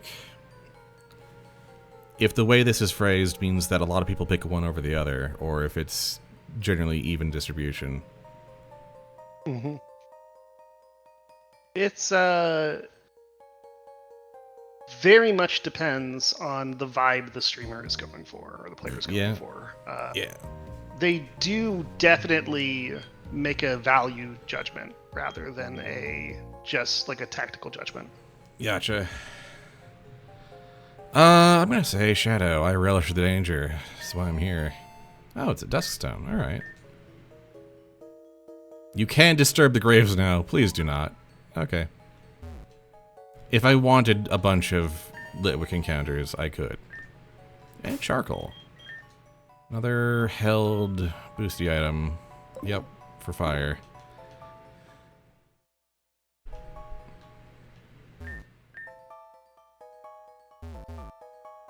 No way into the building, it seems. Unless... no, okay.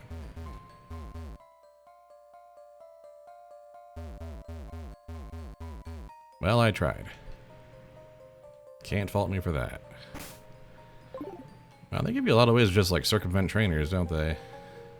Certainly do. They, I say as if one of the creators is in the call with me right now.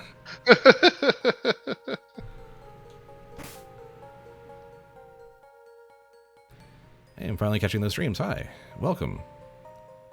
Welcome, Misha. I Hello, Isha. Making hilarious mistakes. And I am dropping cryptic hints about the update as I work on it. Including some text I've read out loud. Again, I just sat down. What kind of way to start a conversation is that?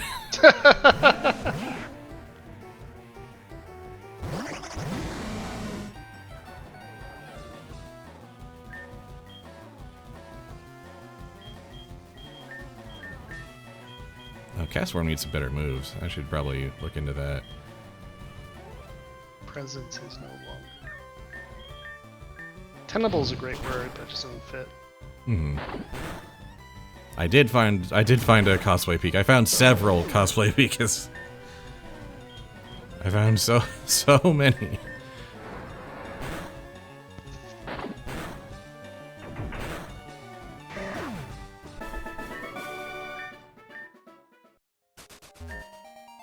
Thunder Punch.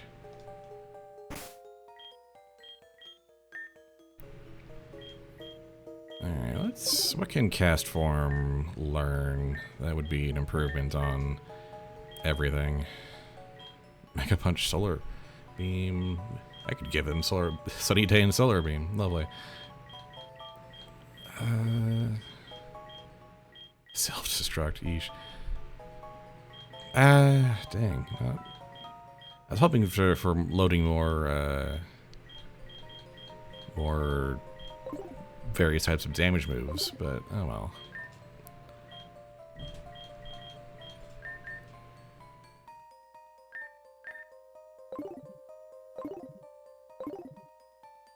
Alright, you.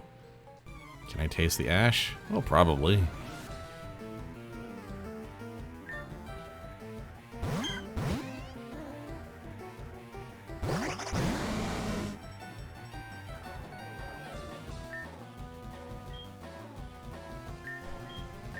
Yeah, so they basically got a Mareep with static right away and put it in an elite slot, used a shred of help on it, and so they ran into Pikachu real fast. Of course.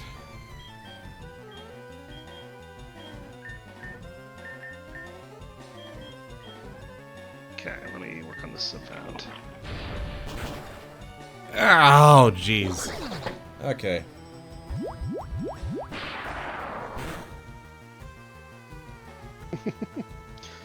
Well, there goes cast form.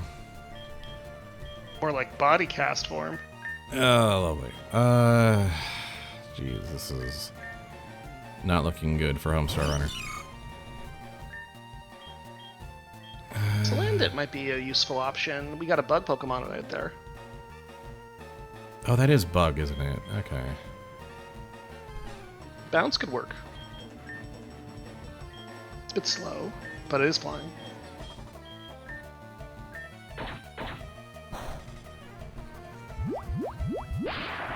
If I get to move, that is.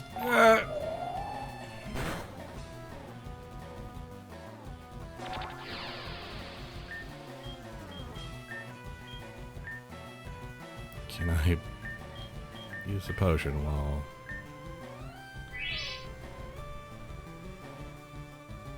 It's an interesting question. I'm sure you can, but it'd be funny if you couldn't because it's flying. Ah, super effective, but isn't. Alright, I think I need to run, unfortunately. I don't know if I can... Well, actually I should probably... That is pretty rough. Like, Yeah, you don't have to fight this guy necessarily right now. No, I can... this is kind of purely optional, but I like having the clear... Goodness gracious.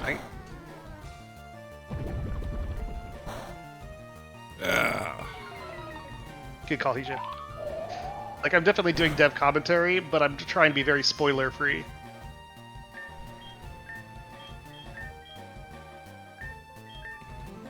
Okay, what is this? Oh my god, this is so much text.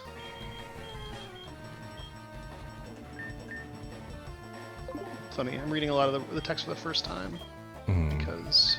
Actually, this is a good time for some fresh water. Like, Ruben's written so much stuff. So much of it's really good, but, like, you know, standard first draft stuff where there's, like, you know, the first thing you do is cut, like, half of what's written. Yeah.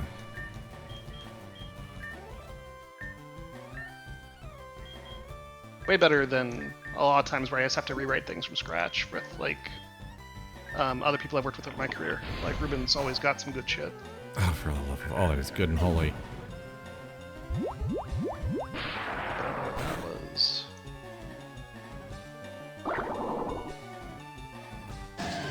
Well, thank goodness for that.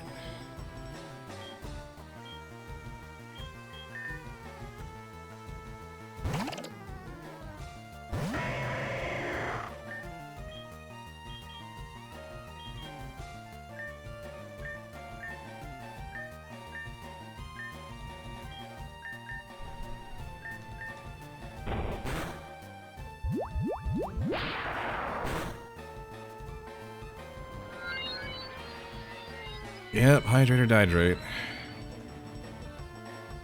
Oh, no, come on. No.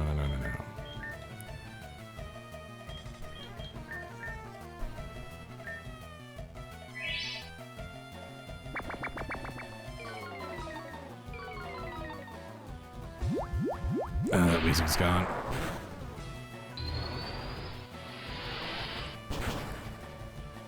Okay, no, we're running. We're out. Good grief. That is a brutal, brutal thing. Dang. I think you can just go around, right? Yeah, I can. I can just rock hammer. Oh, no. Yeah, I can just rock hammer out. It's just, that's a little... And then that's guarding that. That's guarding that. Beat up. Okay. Yeah, I'm feeling a little beat up right now. Mm-hmm. I need to do some... slightly more serious catching.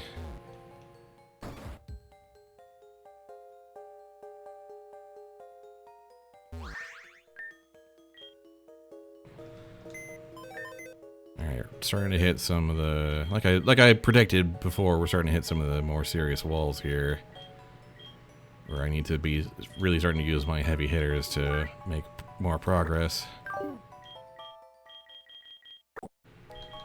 And just catching in general.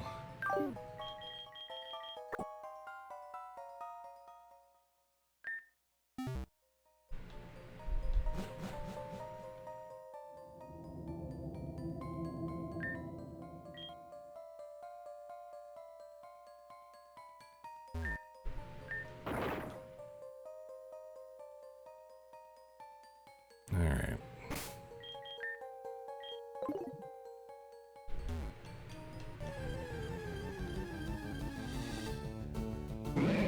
A Grimer. I forgot to heal that.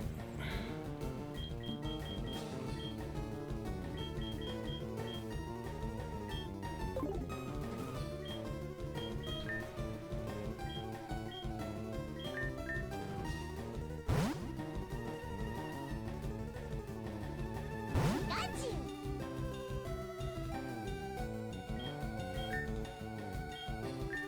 Will you just get in the Pokeball without any fuss? Of course not. Doesn't sound like this game. That wouldn't be very toxic for a poison type. Yeah.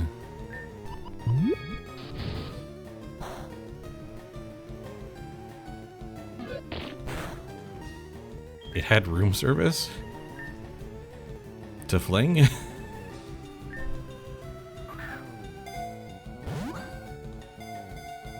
There's a story there.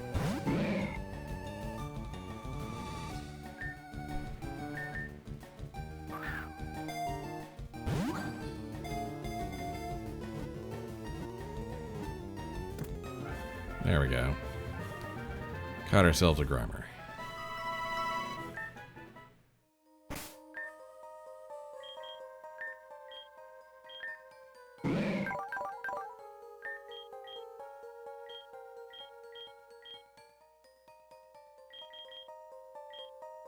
Mm-hmm. That's pretty strong.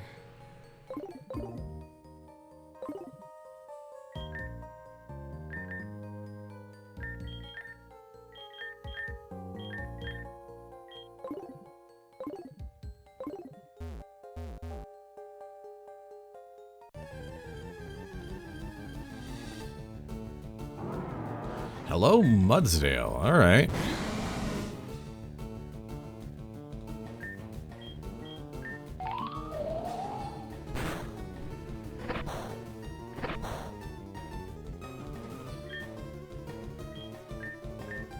This could be an interesting part of the team.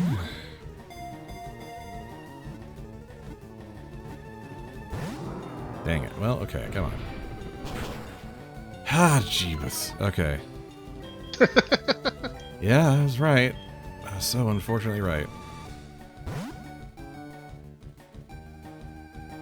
Pikachu. Oh, this is...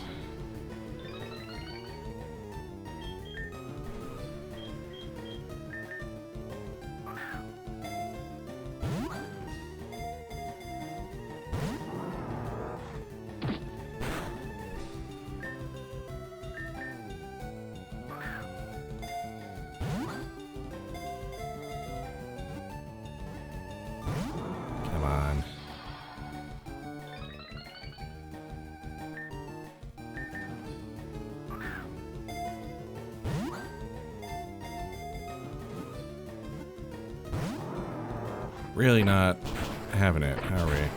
And there goes Bo Pikachu.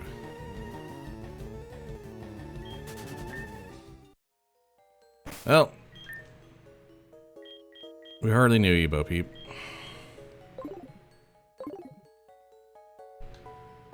Oh, this is not going well. No, you caught some stuff. You made some progress. You lost some dudes, but mostly ones that are replaceable. Yep. Maybe entirely ones that are replaceable.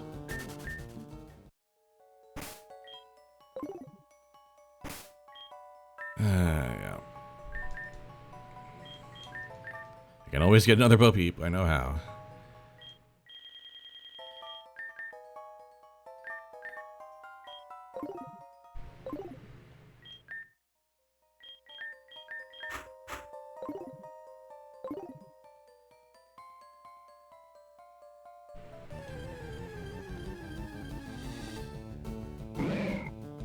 Lots of Grimers.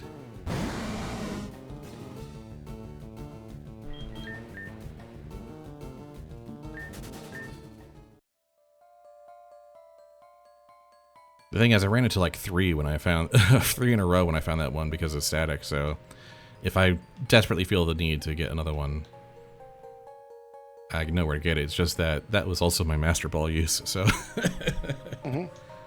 that's the only reason it stings a little bit. Okay, do I just start?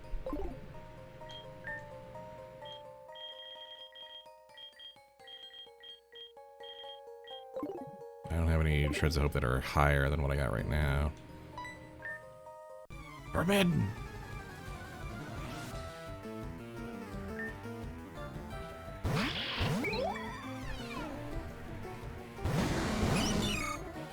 Ghosty, rocky sort of things. Alright. And you? Asking me about clean coal. Oh, jeez. A coal baron. Oh, of course. Lovely. Ask me about clean coal. Well, it's coming from Pokemon, so it must be all organic.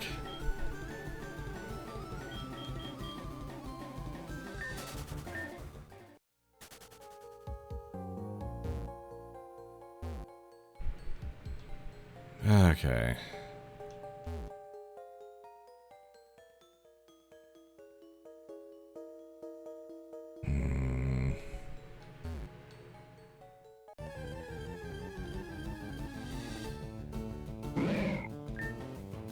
A lot of Grimers.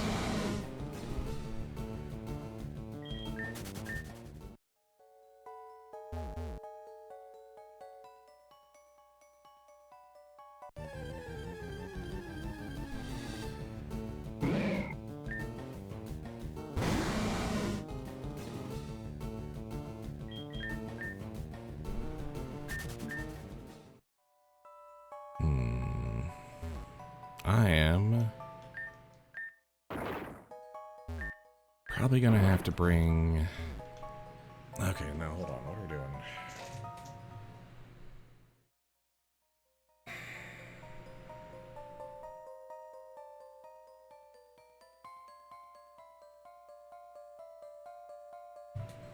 The thing is, I don't feel like the Pokemon I can catch here are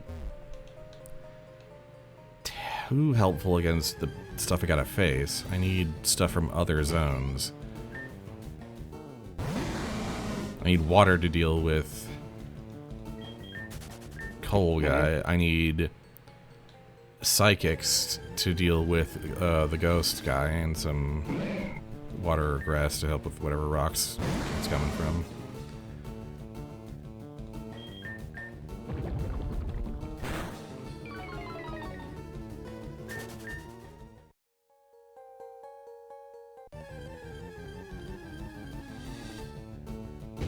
That is a fun fact.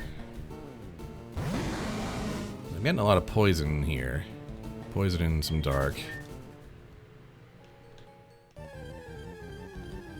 But these are not...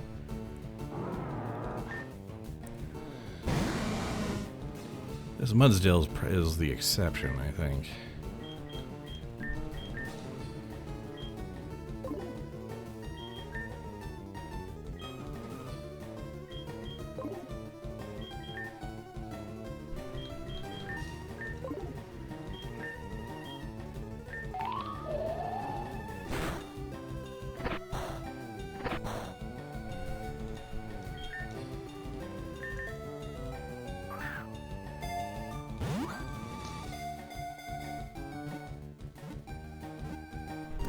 Thank you.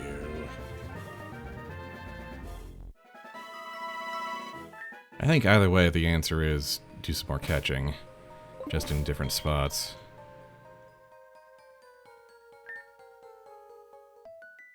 Seems like a reasonable approach.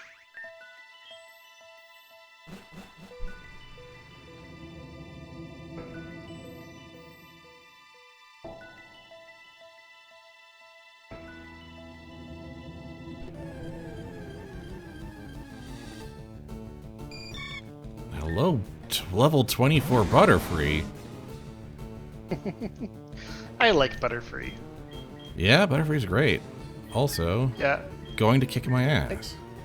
I included it as a boosted. I included it as at a boosted level, specifically so that it would be more attractive, at least in the short term.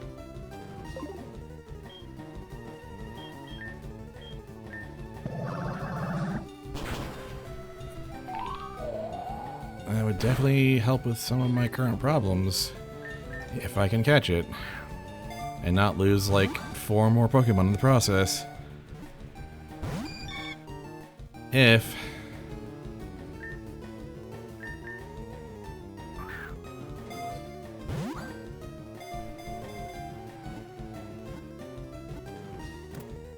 Oh. That's the power spike we needed. Add to my Very party, nice. please. Get Bo Peep out of here.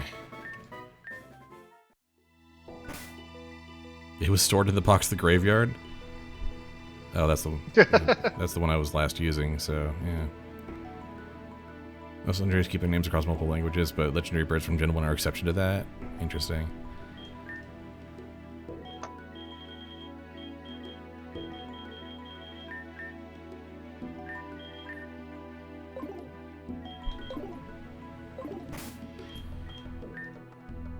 Alright. Time to restock, I think. And we also need...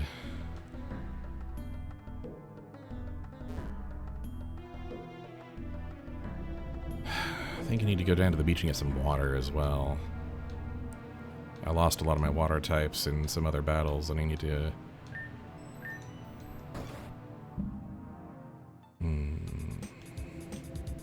Yay, it's all nice and cheery here.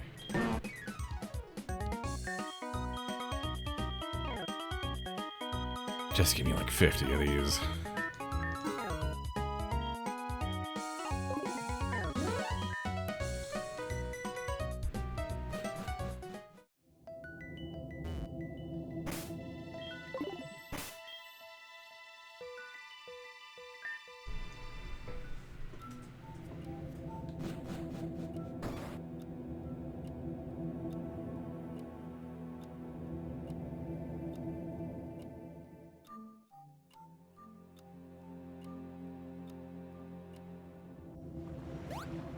Alright, and I want to go... Boiling Sands is a name that didn't strike me until just now. That's interesting.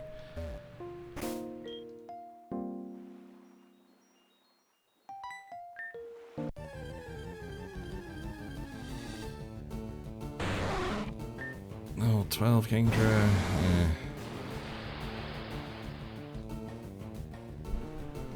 Do I not have like a high level? Well, no. Maybe over here would be...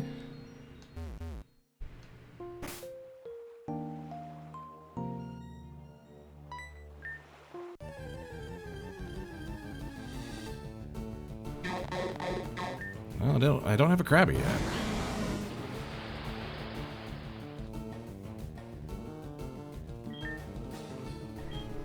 I finally have a use for all these lure balls.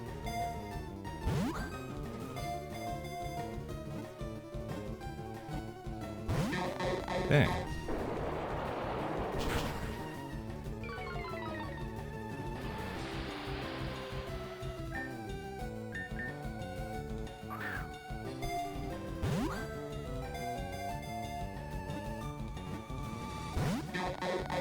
Okay, fine, I'll poke you a bit first.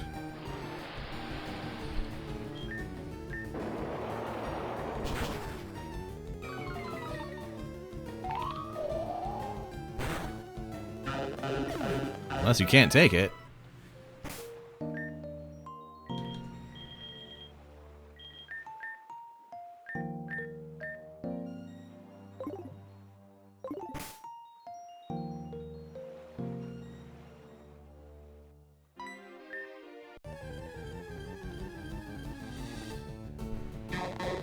Here we go again.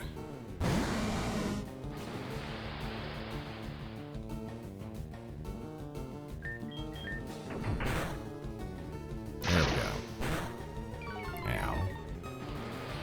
Come on now.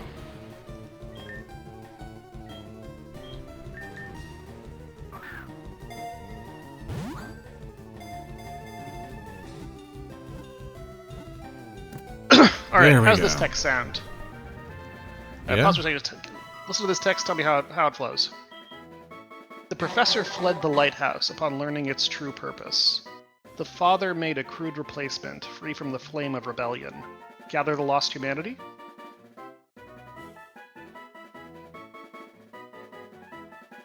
The only thing that jumps out at me is free from the flame. Kind of a little doesn't quite roll out of the lips just quite well. I don't know. Free from Were you able to follow it though? Too many. I was able to. Just kind of able to follow Cool. it. I'll play with that part a little bit. Metal claw, mud shot, bubble beam, razor shell. Nice. Okay. Probably would not be bad here in the party. Maybe Rested the father from the made a flame? crude. Oh, no, well, The free from father the flame. made a crude replacement, absent the flame of rebellion. Yeah, that That's works. good meter, but it's not as poetic as Free From, though.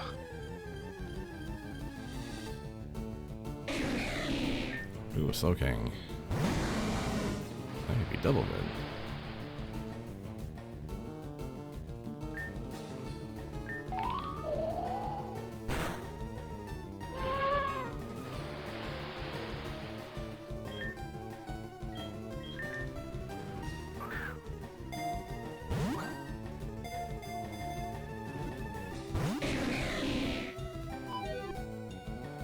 Oh, hey, Isha. Yeah.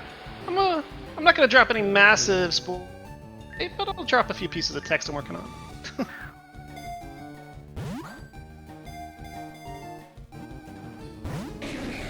Ah, come on. Make Yumo feel all sad that he's missing the stream. Yumo's would have made like the 99-page lore document. Oh, gotcha. It's all the same to me, so Is he editing live? yeah. Is that true? I got up in the doc. Is that true? That'd be so funny.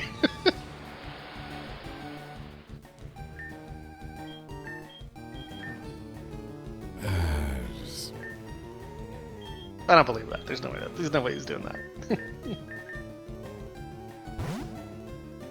Alright. Open the lore compilation. Nah, there's no one in the document. You got me. I checked.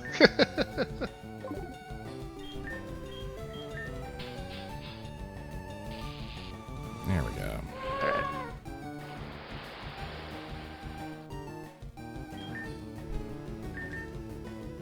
Get in the ball, please. Even less this time. All right.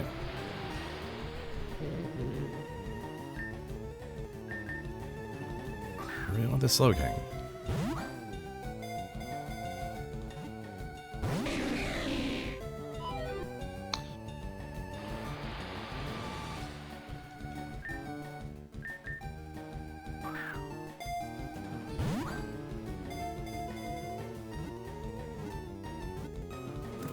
Ugh.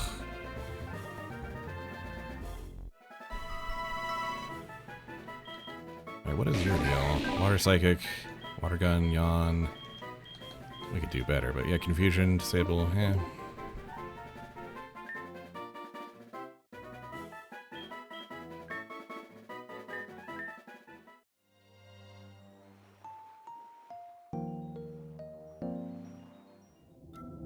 Not as high as I was hoping to go, but...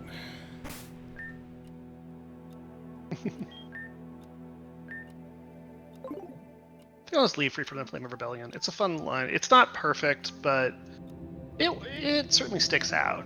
Yeah. I'm having trouble coming up with something that's better. Maybe I'll come over it again, but there's so much more text to write.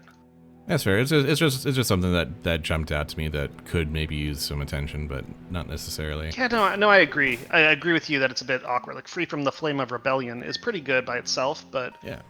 it's a lot to put in the second half of a sentence. Yeah. And it kind of shifts the meter that from the first half. The father made a crude replacement free from the flame of rebellion. Like it definitely starts to become a little tongue twistery, but it works out. Yeah.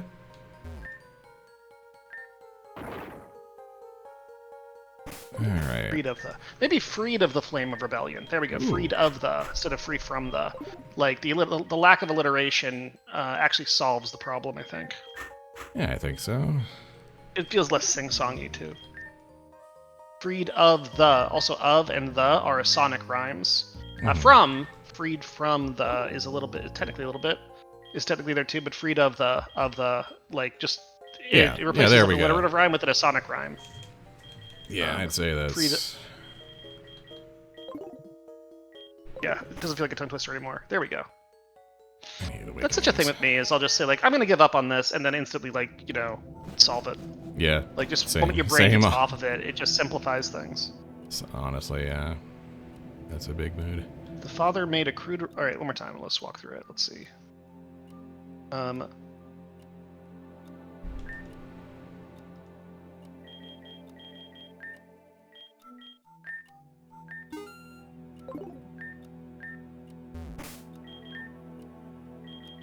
Professor fled the lighthouse upon learning its true purpose. The father made a crude replacement, freed of the flame of rebellion.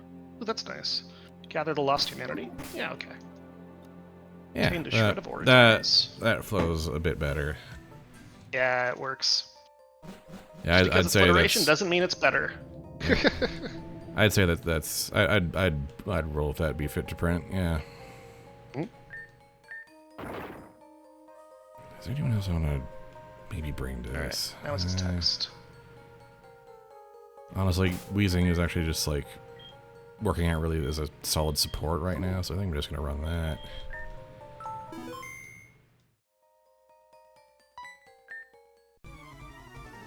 Alright, time to start making some actual progress again.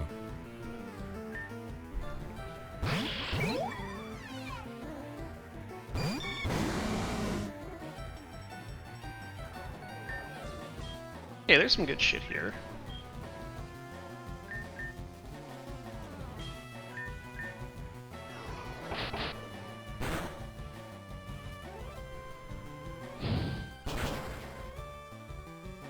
Oh, never mind.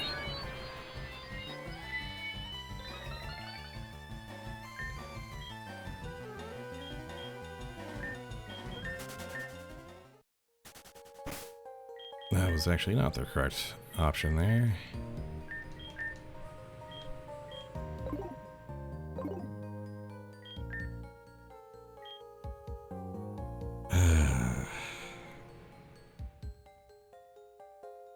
The fact that I don't have, like, type calculators in front of me is starting to punish me. Yep. I highly recommend just, using it. But I don't like using it. But it makes the game more fun.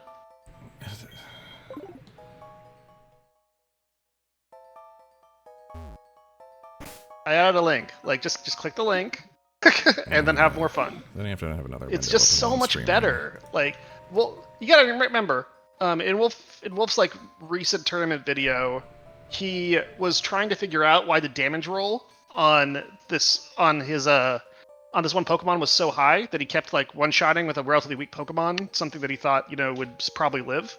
And his friends reminded him, that type combination is ×4 weakness to Psychic, not ×2. And he's like, wait, what? And like, best player in the history of the game forgot the type combination.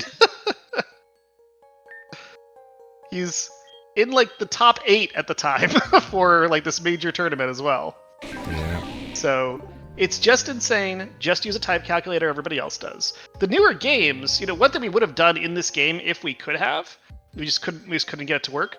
It would have just been a lot of extra work to get it there, and it's painful. Yeah. Was like the newer games will tell you if your move is super effective or not, and will put the types on the screen when you're highlighting them. So like they don't want you to have to memorize that shit. Yeah. That's So fair. just use this as a UI extension. It's super easy. You just click the type, and what's great about this is that you can click both types and then see how if they cancel out or something. So like if the opponent is a flying type, which takes 2 times damage from rock, but is also a rock type, you might think, okay, so that's going to be neutral. No, it's not. It turns out rock doesn't resist rock. So, like, again, the issue with that whole symmetry, the asymmetry thing, which makes the design so interesting, is that you can't just extrapolate principles, unfortunately. Yeah. So you can't just say, oh, everything is resistant to itself. Just doesn't work that way. Yeah. So just use the typing calculator. Keep it in a separate tab. Just click the buttons, and it's fun. All right.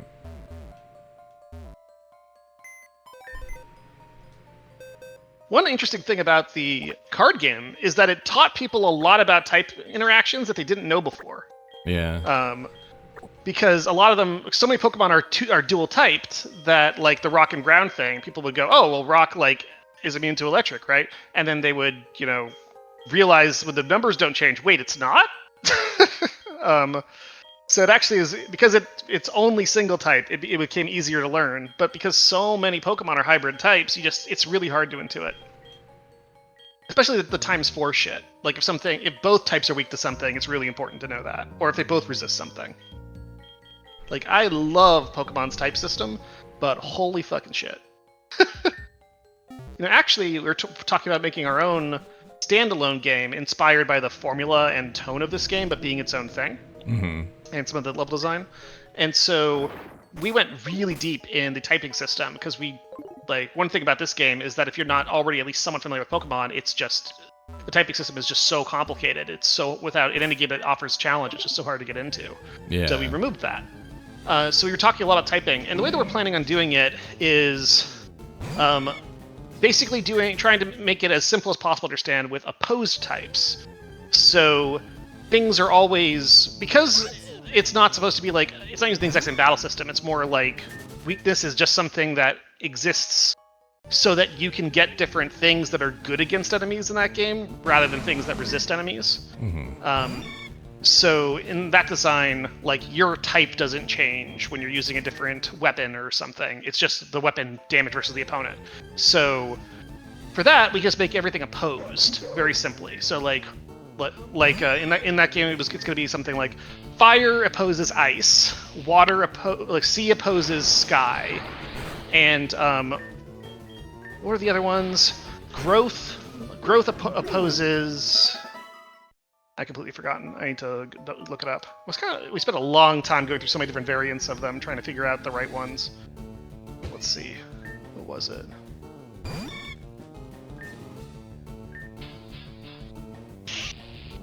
God, and don't get me started on the stats that we went with. Yeah. Let's see. We spent way longer. Actually, I don't know. So yeah, was it? Okay, here's all the system design chat. Where did we end though? Ah, here we go. Fire opposes ice, sea opposes sky, growth opposes blight, and myth opposes logic. So that gives us 4 types. We don't have any of the fun, like, hybrid, double defensive typing or something, but it just seems unnecessary because you also have, like, physical and special attack equivalent stuff, too. Yeah. So at that point, you already have extremes of that nature, and we're not trying to support, like, 800 things. So we can be more tight with the thing. And that way, what's interesting about that is you really only need to remember 4 relationships because they're directly inverted. So even though there's actually 8 elements, you only need to remember 4 things, and they are 100% symmetrical. We could strongly consider doing the thing I like so much about creating asymmetrical stuff, but it just ended up being unnecessary in the theory. We haven't actually made this game yet, Yeah. But the theory was that it ended up being unnecessary because the question was really, if you're not also doing defensive typing, the question was just like, I need to know what type of weapon will be good against this opponent. So if that's the case, then I can just I just need to know that. And so there's 8 things you have to know, but because of the way that they're opposed, you only need to remember 4 things, which seemed like extremely simple. We were at first trying to do all of these kind of, okay, so like fire is good against growth and, ice, and like blight is pretty neutral to most things, but immune to one thing, etc. And it just ended up being like a lot to remember. It's just a lot of interactions. It just didn't seem like it was actually doing anything for the game. Way more interesting to focus on what's the specific. So this is, I know this enemy is weak to this in general, but is it special weakness or physical? Is it physically tanky, special tanky, or is it kind of a mix? Is it slow or fast? So I know how much I need to commit to speed versus this. And what's its ability? And once you have that, that's kind of all you really need if you're not trying to support like 800 plus creatures in a deep competitive scene. So it was interesting. I love Pokemon's type system so much, but oh my god, is it a lot? Yeah. Like I think if I was going to do Pokemon's type system, I would like cut literally half the types, and it would be fine, but it still would be more than we need for our game.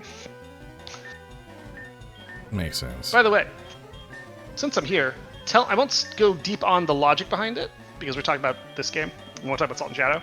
But let me just read out to you the stats that we're planning for the new game. Mm-hmm. So the idea is that you open your character screen. It's more like, it's not Creature Collector, more like a classic Final Fantasy X JRPG, Clair Obscur style thing. Mm-hmm. Not in that graphics, much more like RPG Maker-y, but but just in terms of party collecting, using a party and then equipping them with different items that...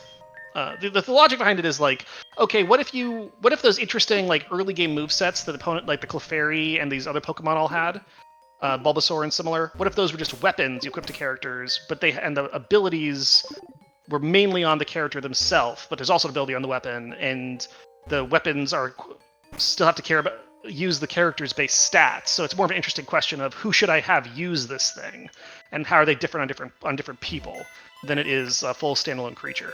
Gotcha. And so there's a little bit of building that goes on there.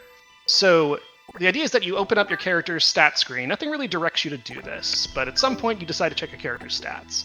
And you see this list of stats for your JRPG character. Passion, reason, creativity, idealism, confidence, hope. Ah.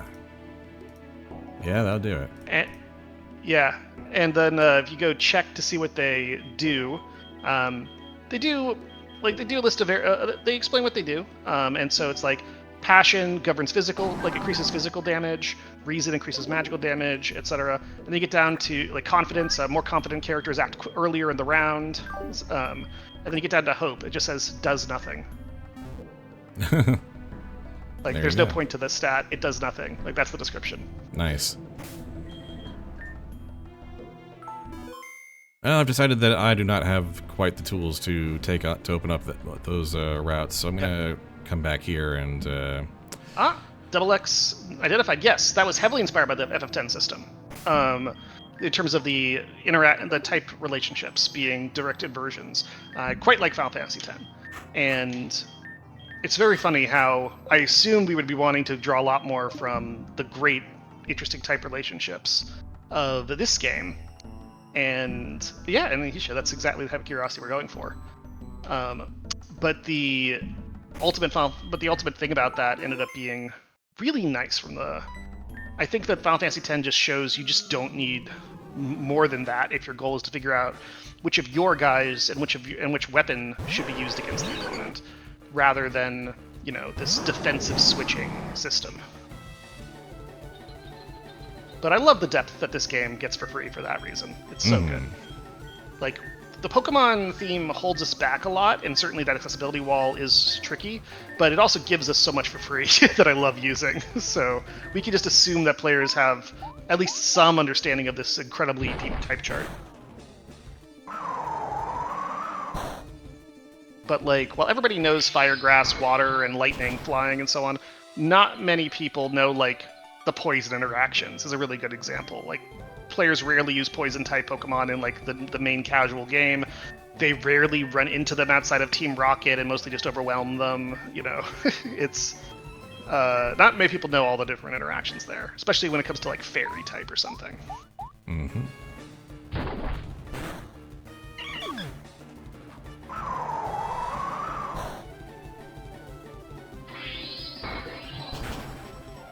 Enough of that. Oh boy. Believe.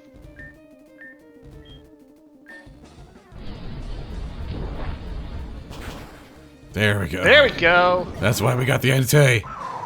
Yeah.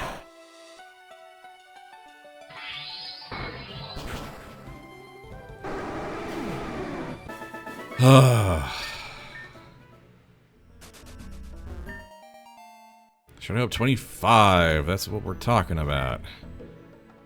Laid stones to measure the phenomenon.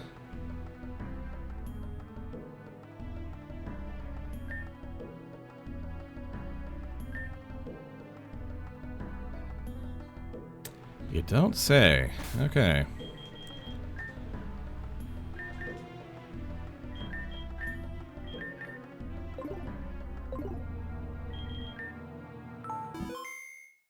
Eight hours I've been putting into this. Okay.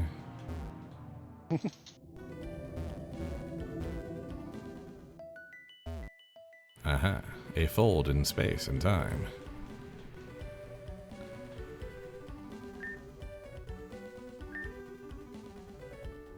Oh, we have electricity in here. Okay.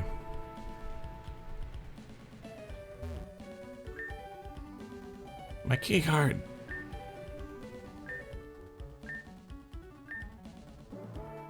Uh-oh. Well.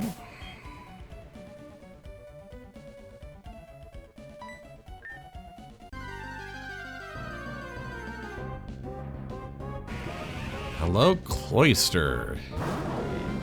This Pokemon always gets a very funny reaction when it comes up in the Smash or Pass videos. I'm not gonna think too hard about that. That's an excellent approach. Boy. I don't know if anything I have will survive against this.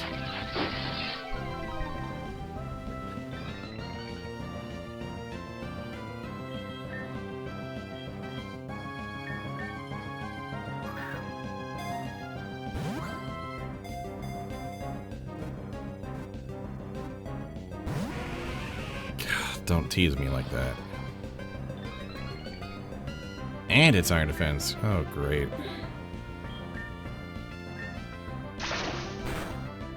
Yeah, of course. Alright.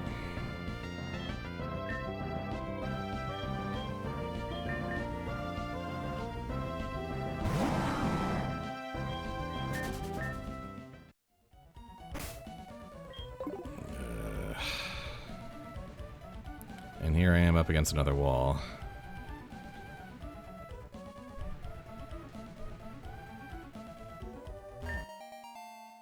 Icy wind, thank goodness for that. I mean, that's pretty early to decide you're in a wall. You can go a bit down. You can still go further down when that ready. Right.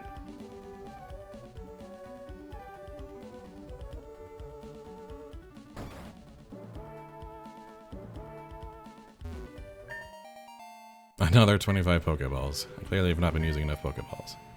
Smart Strike. That's a name I haven't seen.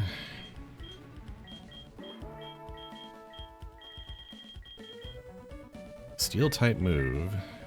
Power 70. Stabs the target with a sharp horn. Ah, auto hit. Alright. Okay. Icy wind. Opposing team with... Alright, yeah. That's good stuff. The Queen of Orchids again, huh?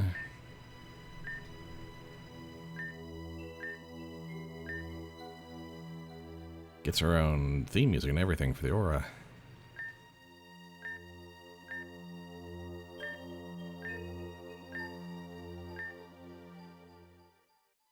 I see.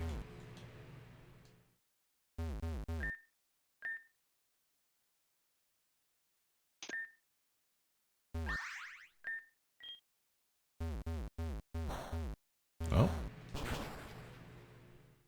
Well then.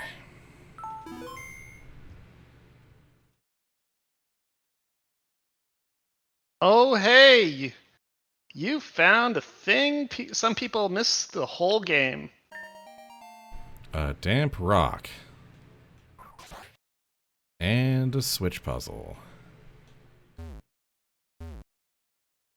Oh. Oh. There are a lot of people that get through the entire game not finding this and ask me, where the hell is this thing that I see on this statue that's telling me I need to get a Pokemon from there? And I say, and I, especially if I'm watching their stream, I'll say, like, you have walked within one tile of it like 10 times this stream, because they'll keep going back to this cabin. And they're like, what? And it's great. Damp rock. Extends the duration of rain. Extension. So if you spam a move,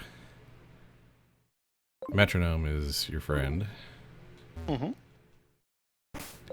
Am I fluting too hard in here? No randos here. A couple other distinct entrances and a staircase leading down into the earth. Oh! Dreaming halls. Under no circumstances should you disturb the dreamer.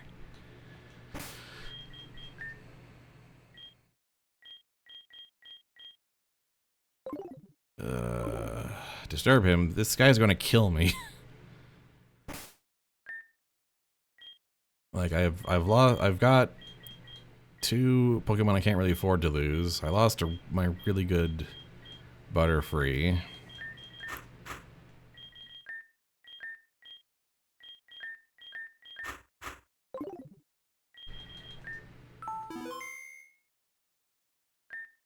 Enter the dream. The dreaming halls.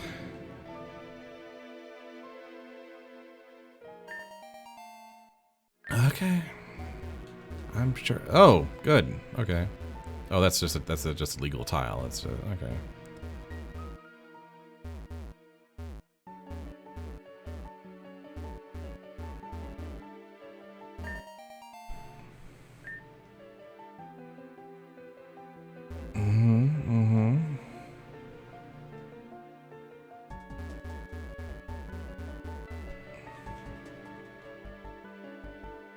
Well,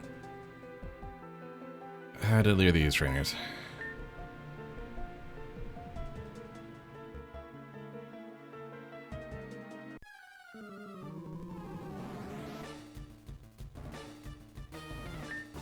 Palace Keeper.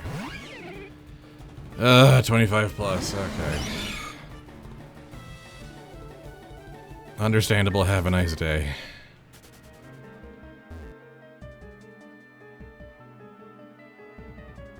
And you?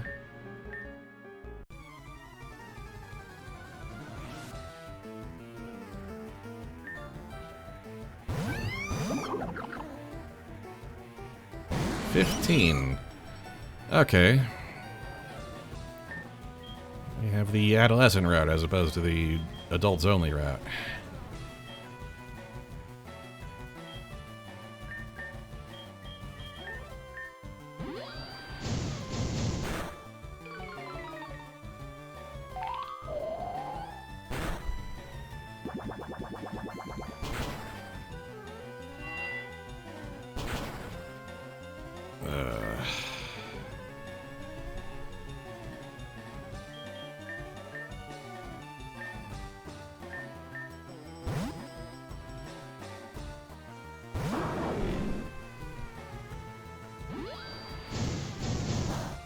I'm sure that'll work out great for you.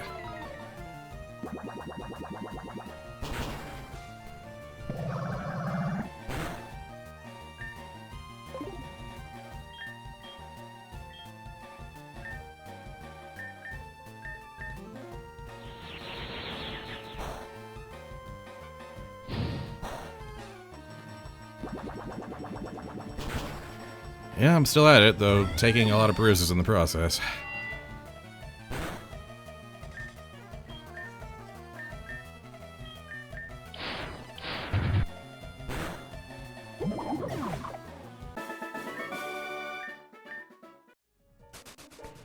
So, Psychics, huh?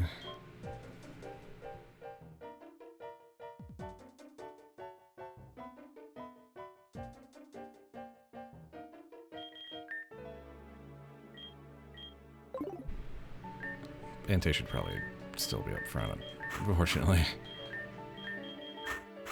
I do have a 25 Shard of Hope, just... I feel like I need the right Pokemon to apply that to make the most of it for one of these breakthroughs.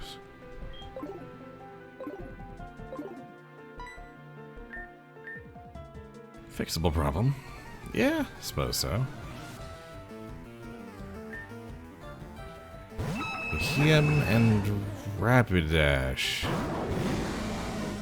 Uh-huh.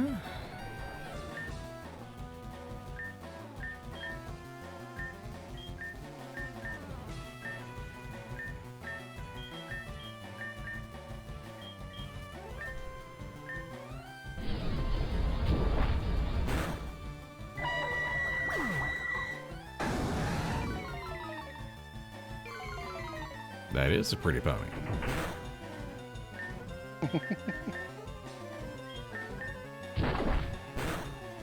I briefly assumed Double X was playing Miss Musume or something.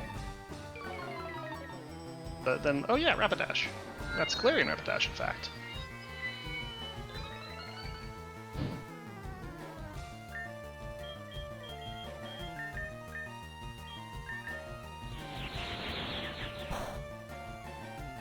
There we go.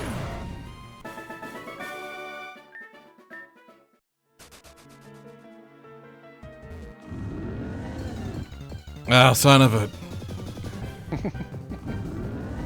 Hello, Trevenant.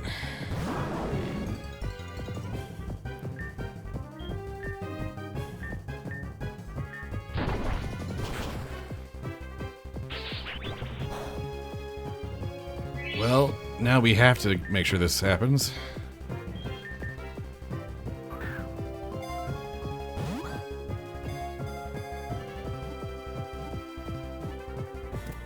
Welcome to the team, Trevenant.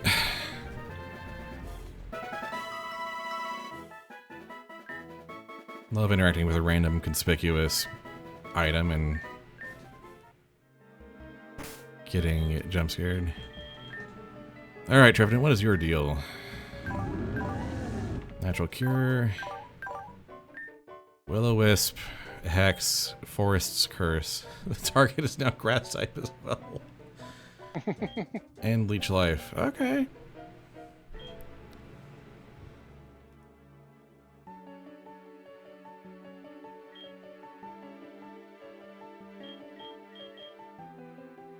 And if it's grass, it means it takes extra from Bug. So... and Fire. So... this is like, what type are you? Wrong, you're grass now.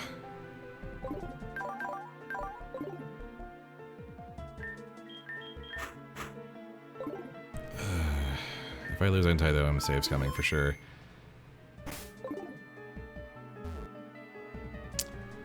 Huh.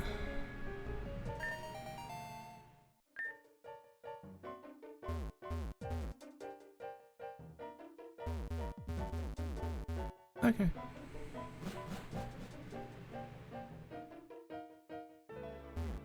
Oh, good. We've got a bunch of these. And an Ashen Shard. And a Zimlins.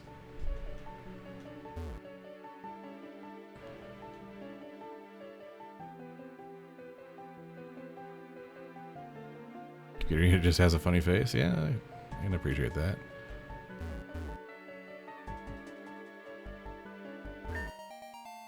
And okay, this is getting me suspicious now.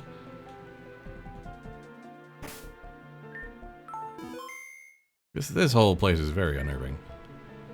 This is a vending machine? Oh. God, okay.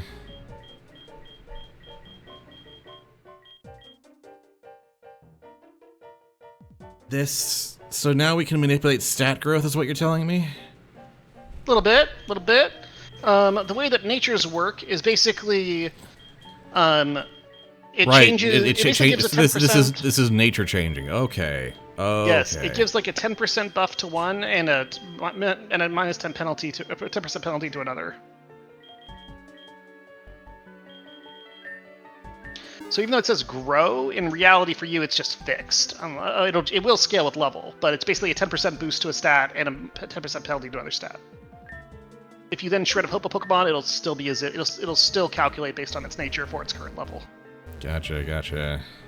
So that's just a special vendor that we unlocked. Funny. Oh yeah, it's huge. Absolutely huge. If you just want to like really stat optimize. Yeah, the general way people use it is or natures in general is there's really no downside unless your Pokemon is a mixed attacker, which is relatively rare, to take a nature that will boost the attacking stat they use and in exchange for penalizing the stat they don't. Gotcha. There are also some of them will also lower speed for an attack boost or a defense boost or something if they are trying to do a trick room strategy where you want lower speed anyway. And some people will or sometimes they'll do like a speed boost in exchange for lowering the attack stat that you don't use, because you always will use technically both defense stats, and you almost never use both attack stats. So generally you can just think of it as, what do I want to boost, and then I'll just nerf the attack stat I don't like unless for some reason I want lower speed. Gotcha.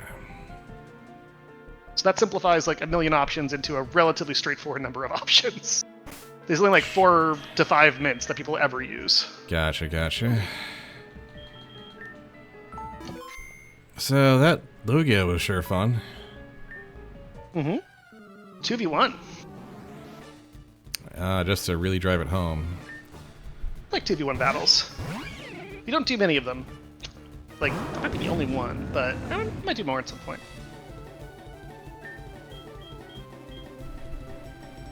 Just a fun way to do a little bit of a jump scare, again, like break the pattern that people unconsciously realize they're expecting. Yep. Same thing with single battles. I'm a big believer that in small doses, variety trumps quality. Oh yeah. Yeah, so like 2v1, like only 2v1 battles, boring. Only single battles, I mean, not necessarily boring, that's totally strategically relevant. But I think doubles have a lot more design space and are more interesting compared to most games, because most games don't use doubles. And you get all this fun shit like Helping Hand that you can never use in singles. But even then, we're still going to do some single battles, and they stand out because of that.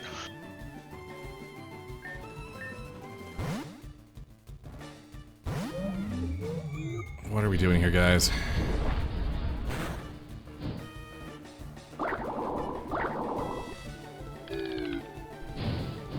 Fine, everyone's on fire now.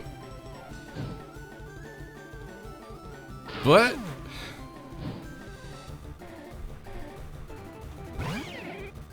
Did it like only have 1 HP or something? Yeah. That's how Shedinja works. That was Shedinja, right? I wasn't looking at the screen. Yeah, it was a Shedinja, yeah. So yeah, Shedinja's whole gimmick is they only have 1 HP, but they cannot take any damage from attacks that are not super effective against them. Gotcha. I never knew that. Not once. Yeah, it's a very special gimmick Pokemon. We used to actually make it player obtainable, but it's one of those things that it's really, really rough. Where it's one of those things where if it's working, you're not losing any resources because it's not taking damage. And if it's ever not working, you just lose it. So it ends up being just too sharp. Similar to why I removed Protect in exchange for Endure as a TM, is that if you're using Protect in ways to nullify enemy attacks, you're not actually losing resources. Whereas in Endure, you're at least paying a resource. So we've generally tried to minimize anything that is that sharp in its design, where it's either doesn't work or it works with zero cost. We want to mostly have things work better or worse. Like, half the issue with Shedinja is not just that it can be immune to attacks, it's that if it's not being immune, it's just being dead. So it's really hard to find a situation where it's fun to use without it being broken. Like, if it's not broken, it's not fun. It's kind of fun to use it the first time, especially if you've never used it before. But it's really a situation where its level doesn't matter. It's like almost nothing matters. So I was really happy to put Shedinja in. I was very sad to take it out, but I did both. I'll save that. I lost Trevenant, but yeah, it's fine. All right. Sure, why not? I mean, I can't answer why not. Cool.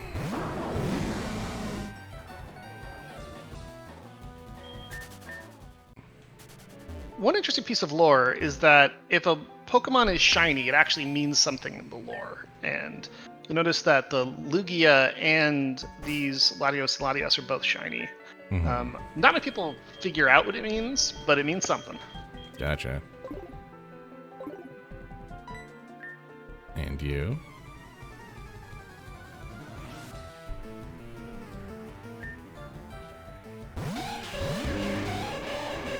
Mm-hmm.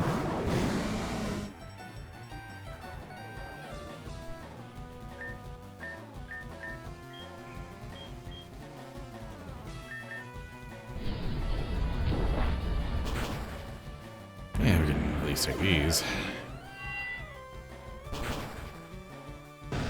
You know, at a cost.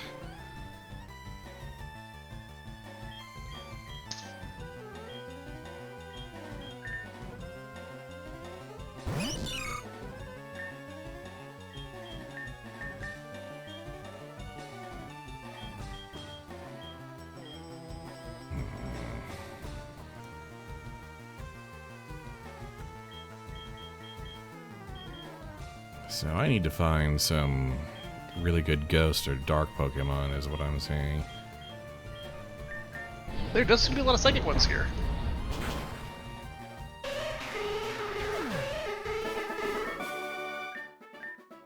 You've also got the Coal Baron that is blocking your exit, so you could get some good water Pokemon for that. Yeah.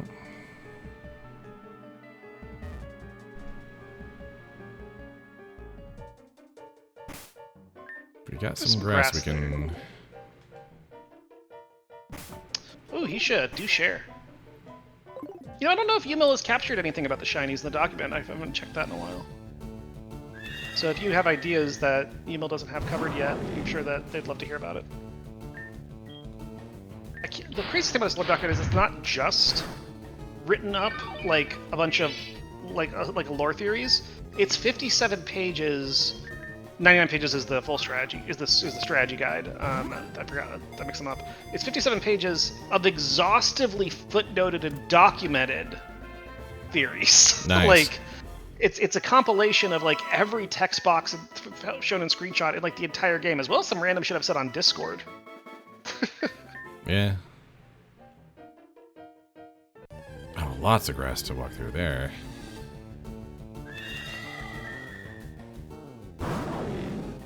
Entei is kind of my pushing through the wall Pokemon right now. Absolutely. That is what it exists for. Yeah. It is a real good statue Pokemon. And you actually have access to another one right now, but it would be a choice. Yeah. Like, have you checked out all of the statues on your map currently? Probably not. Of course not. Well, you can do that after you decide whether to catch this thing. Yeah, Ranunculus is, like, shockingly tanky. And it's mine! Excellent. Okay, so going into the Dreamer's Realm was actually poking a crack in the wall to then gain access to the Dreamer's Realm was actually extremely strong. Because now I can get level 25, 26 psychics.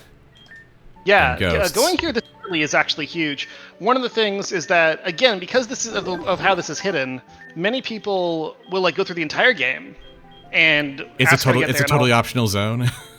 Yes, exactly. It's completely Nice. optional. Many people through the entire game never finding it, only even knowing it's even existing somewhere because they find this one statue that specifically lists an ingredient in a place called the Dreaming Halls. Gotcha. Which is there specifically to taunt them that there's an area they haven't found. Gotcha. and it's one of the things that I like to do because again, totally optional. But the idea that you get through the whole game, you think you've combed every pixel of the place, and there's this whole area you could have explored from like the beginning that you don't know about, is one of those big what the fuck moments, like the whole card game existing that you could have explored from the beginning. We try to do a lot of shit like that, and it is delightful, but also people will like, smash through it when they have like really endgame Pokemon, so they don't get walled at all. And like, oh my god, I could have done this from the beginning. I could have had Mints the whole time, Yep.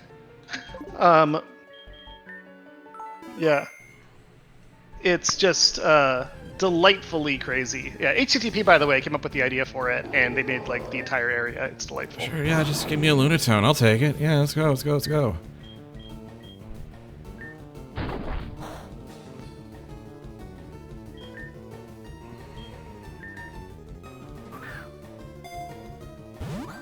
Yeah, a lot of good like information tools in this game. Yes. All the trouble I've had on previous routes catching so many Pokemon, and now it's just like, here, they're just jumping in. Excellent. I now have a Pokemon that's higher level than Entei, which was my star. Yup.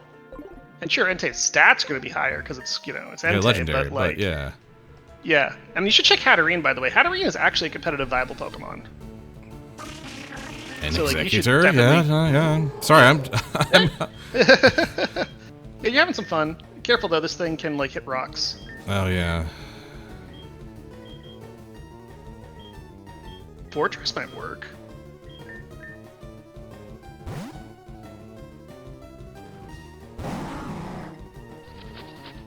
Yeah, that's funny. Actually, mentioning the thing is that it used to be, before we had Fly in the game, that one of his ideas for it was, because of multiple entrances, you can like use it as a shortcut to go in and out of places. But we added Fly, so that stopped being relevant. But what's cool about it is it still teases you that there are other entrances, which is actually even better than the original intent. Yeah.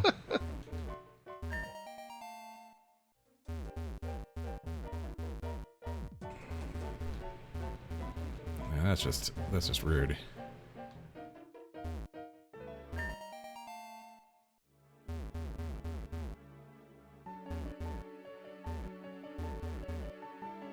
Wait, are those items just... No, there's no way they're just free, right? No, there's wall there. Okay. Those aren't stairs, that was a wall. Twisted Spoon, I'm guessing that's a psychic boost.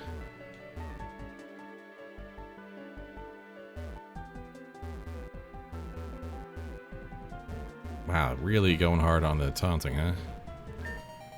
Mm-hmm.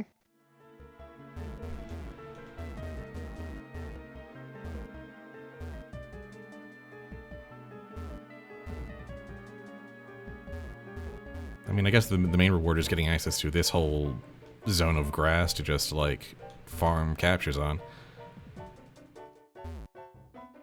Alright, we're coming up on time, so I think my last act is going to be to turn in these Ashen Shards.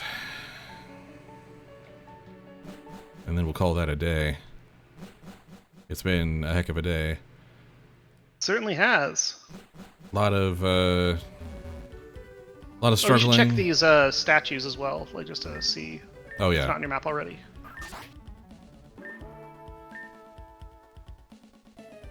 So yeah, you might want to check to see where those ingredients are for some of these statues, because there's some you could consider. Sky Spear Climb, Shrine of Silent Gods, Deepwood Fishing, right, Magikarp, Totodile. Alright. I don't think I have access to I'm within spitting distance of Sky Spear Climb. I just need to break through that wall. Mm-hmm. Then you could get another statue. So that could be a goal for you to get that statue. And then there's the sell-by options: Sky Spear Summit, Sky Spear Caverns. I do have. No wait, I just evolved Mareep, so I don't have Mareep anymore. Can I just do the Shepherd again? Yeah, the Lightning Shepherd is inexhaustible. I see. Those 3 statues are a choice. There's a bit of delayed rewards there. You could go for... I mean, obviously I'm going to hold out for the Guardian of Ashes, because it's the highest level one. Potentially, because you still invest a Shred of Hope or something, so... they're all scaled roughly to the area that you'll get their ingredients in. So it's actually quite a legitimate choice. You can always get... It's more of a question of routing than anything else. So yeah. You can totally hold out for the latest one. That's a completely legit strat.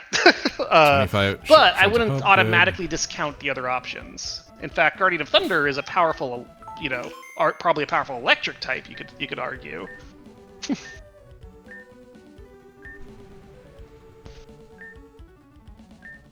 Oh, we should probably hear the story.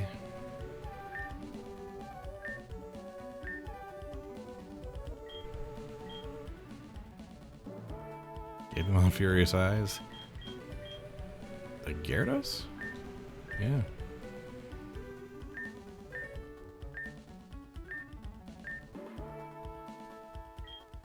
A massive form of blue and white. Wailord.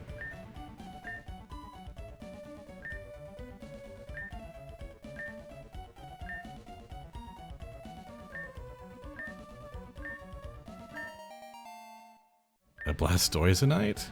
Oh. Okay. Go on. So we have Mega Stones then. That's something I've actually not messed much with.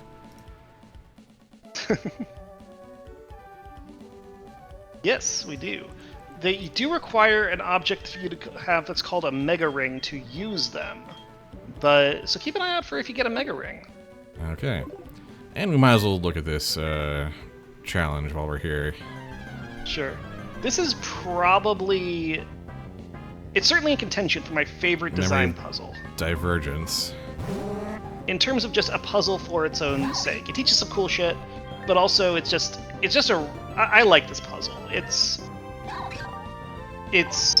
very much... It's very much a specific thing. I like a lot of puzzles for different reasons because they're all serving different design goals. Like the Magikarp one is really good at teaching a certain thing. This one's probably my favorite one. It's it often takes a little bit of time to do though. So if you're feeling a little bit tired, you might want to do this another time after you just see what it's about.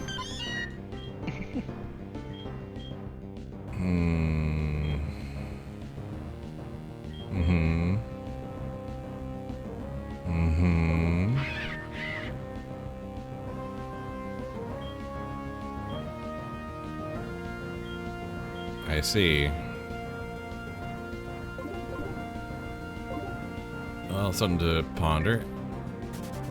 Yeah, this one's an ordeal. It is, I think, extremely fun as a puzzle. It is probably my favorite design just from pure gameplay perspective because it's got such a fun little toolkit. It's got so many interesting ways to consider using it. You learn new things as you break through the enemies that change your perspective on the solutions up to that point. But it's definitely one of the harder ones as well. Yeah. There's other ones that you find later than it that are dramatically easier. In fact, I put one kind of right after it that is so easy that it mostly exists to restore confidence. If you've spent a long time on that one, they're not all that hard. Don't worry. Yeah. But yeah, that's one of the harder ones. So maybe save. I'm completely confident you can beat it, but just know that it takes some time. Yeah. Anyway, I think that'll do for now. Oh, what's your total species, by the way? Oh, we're sitting at 51. We can actually grab the next one. Very nice.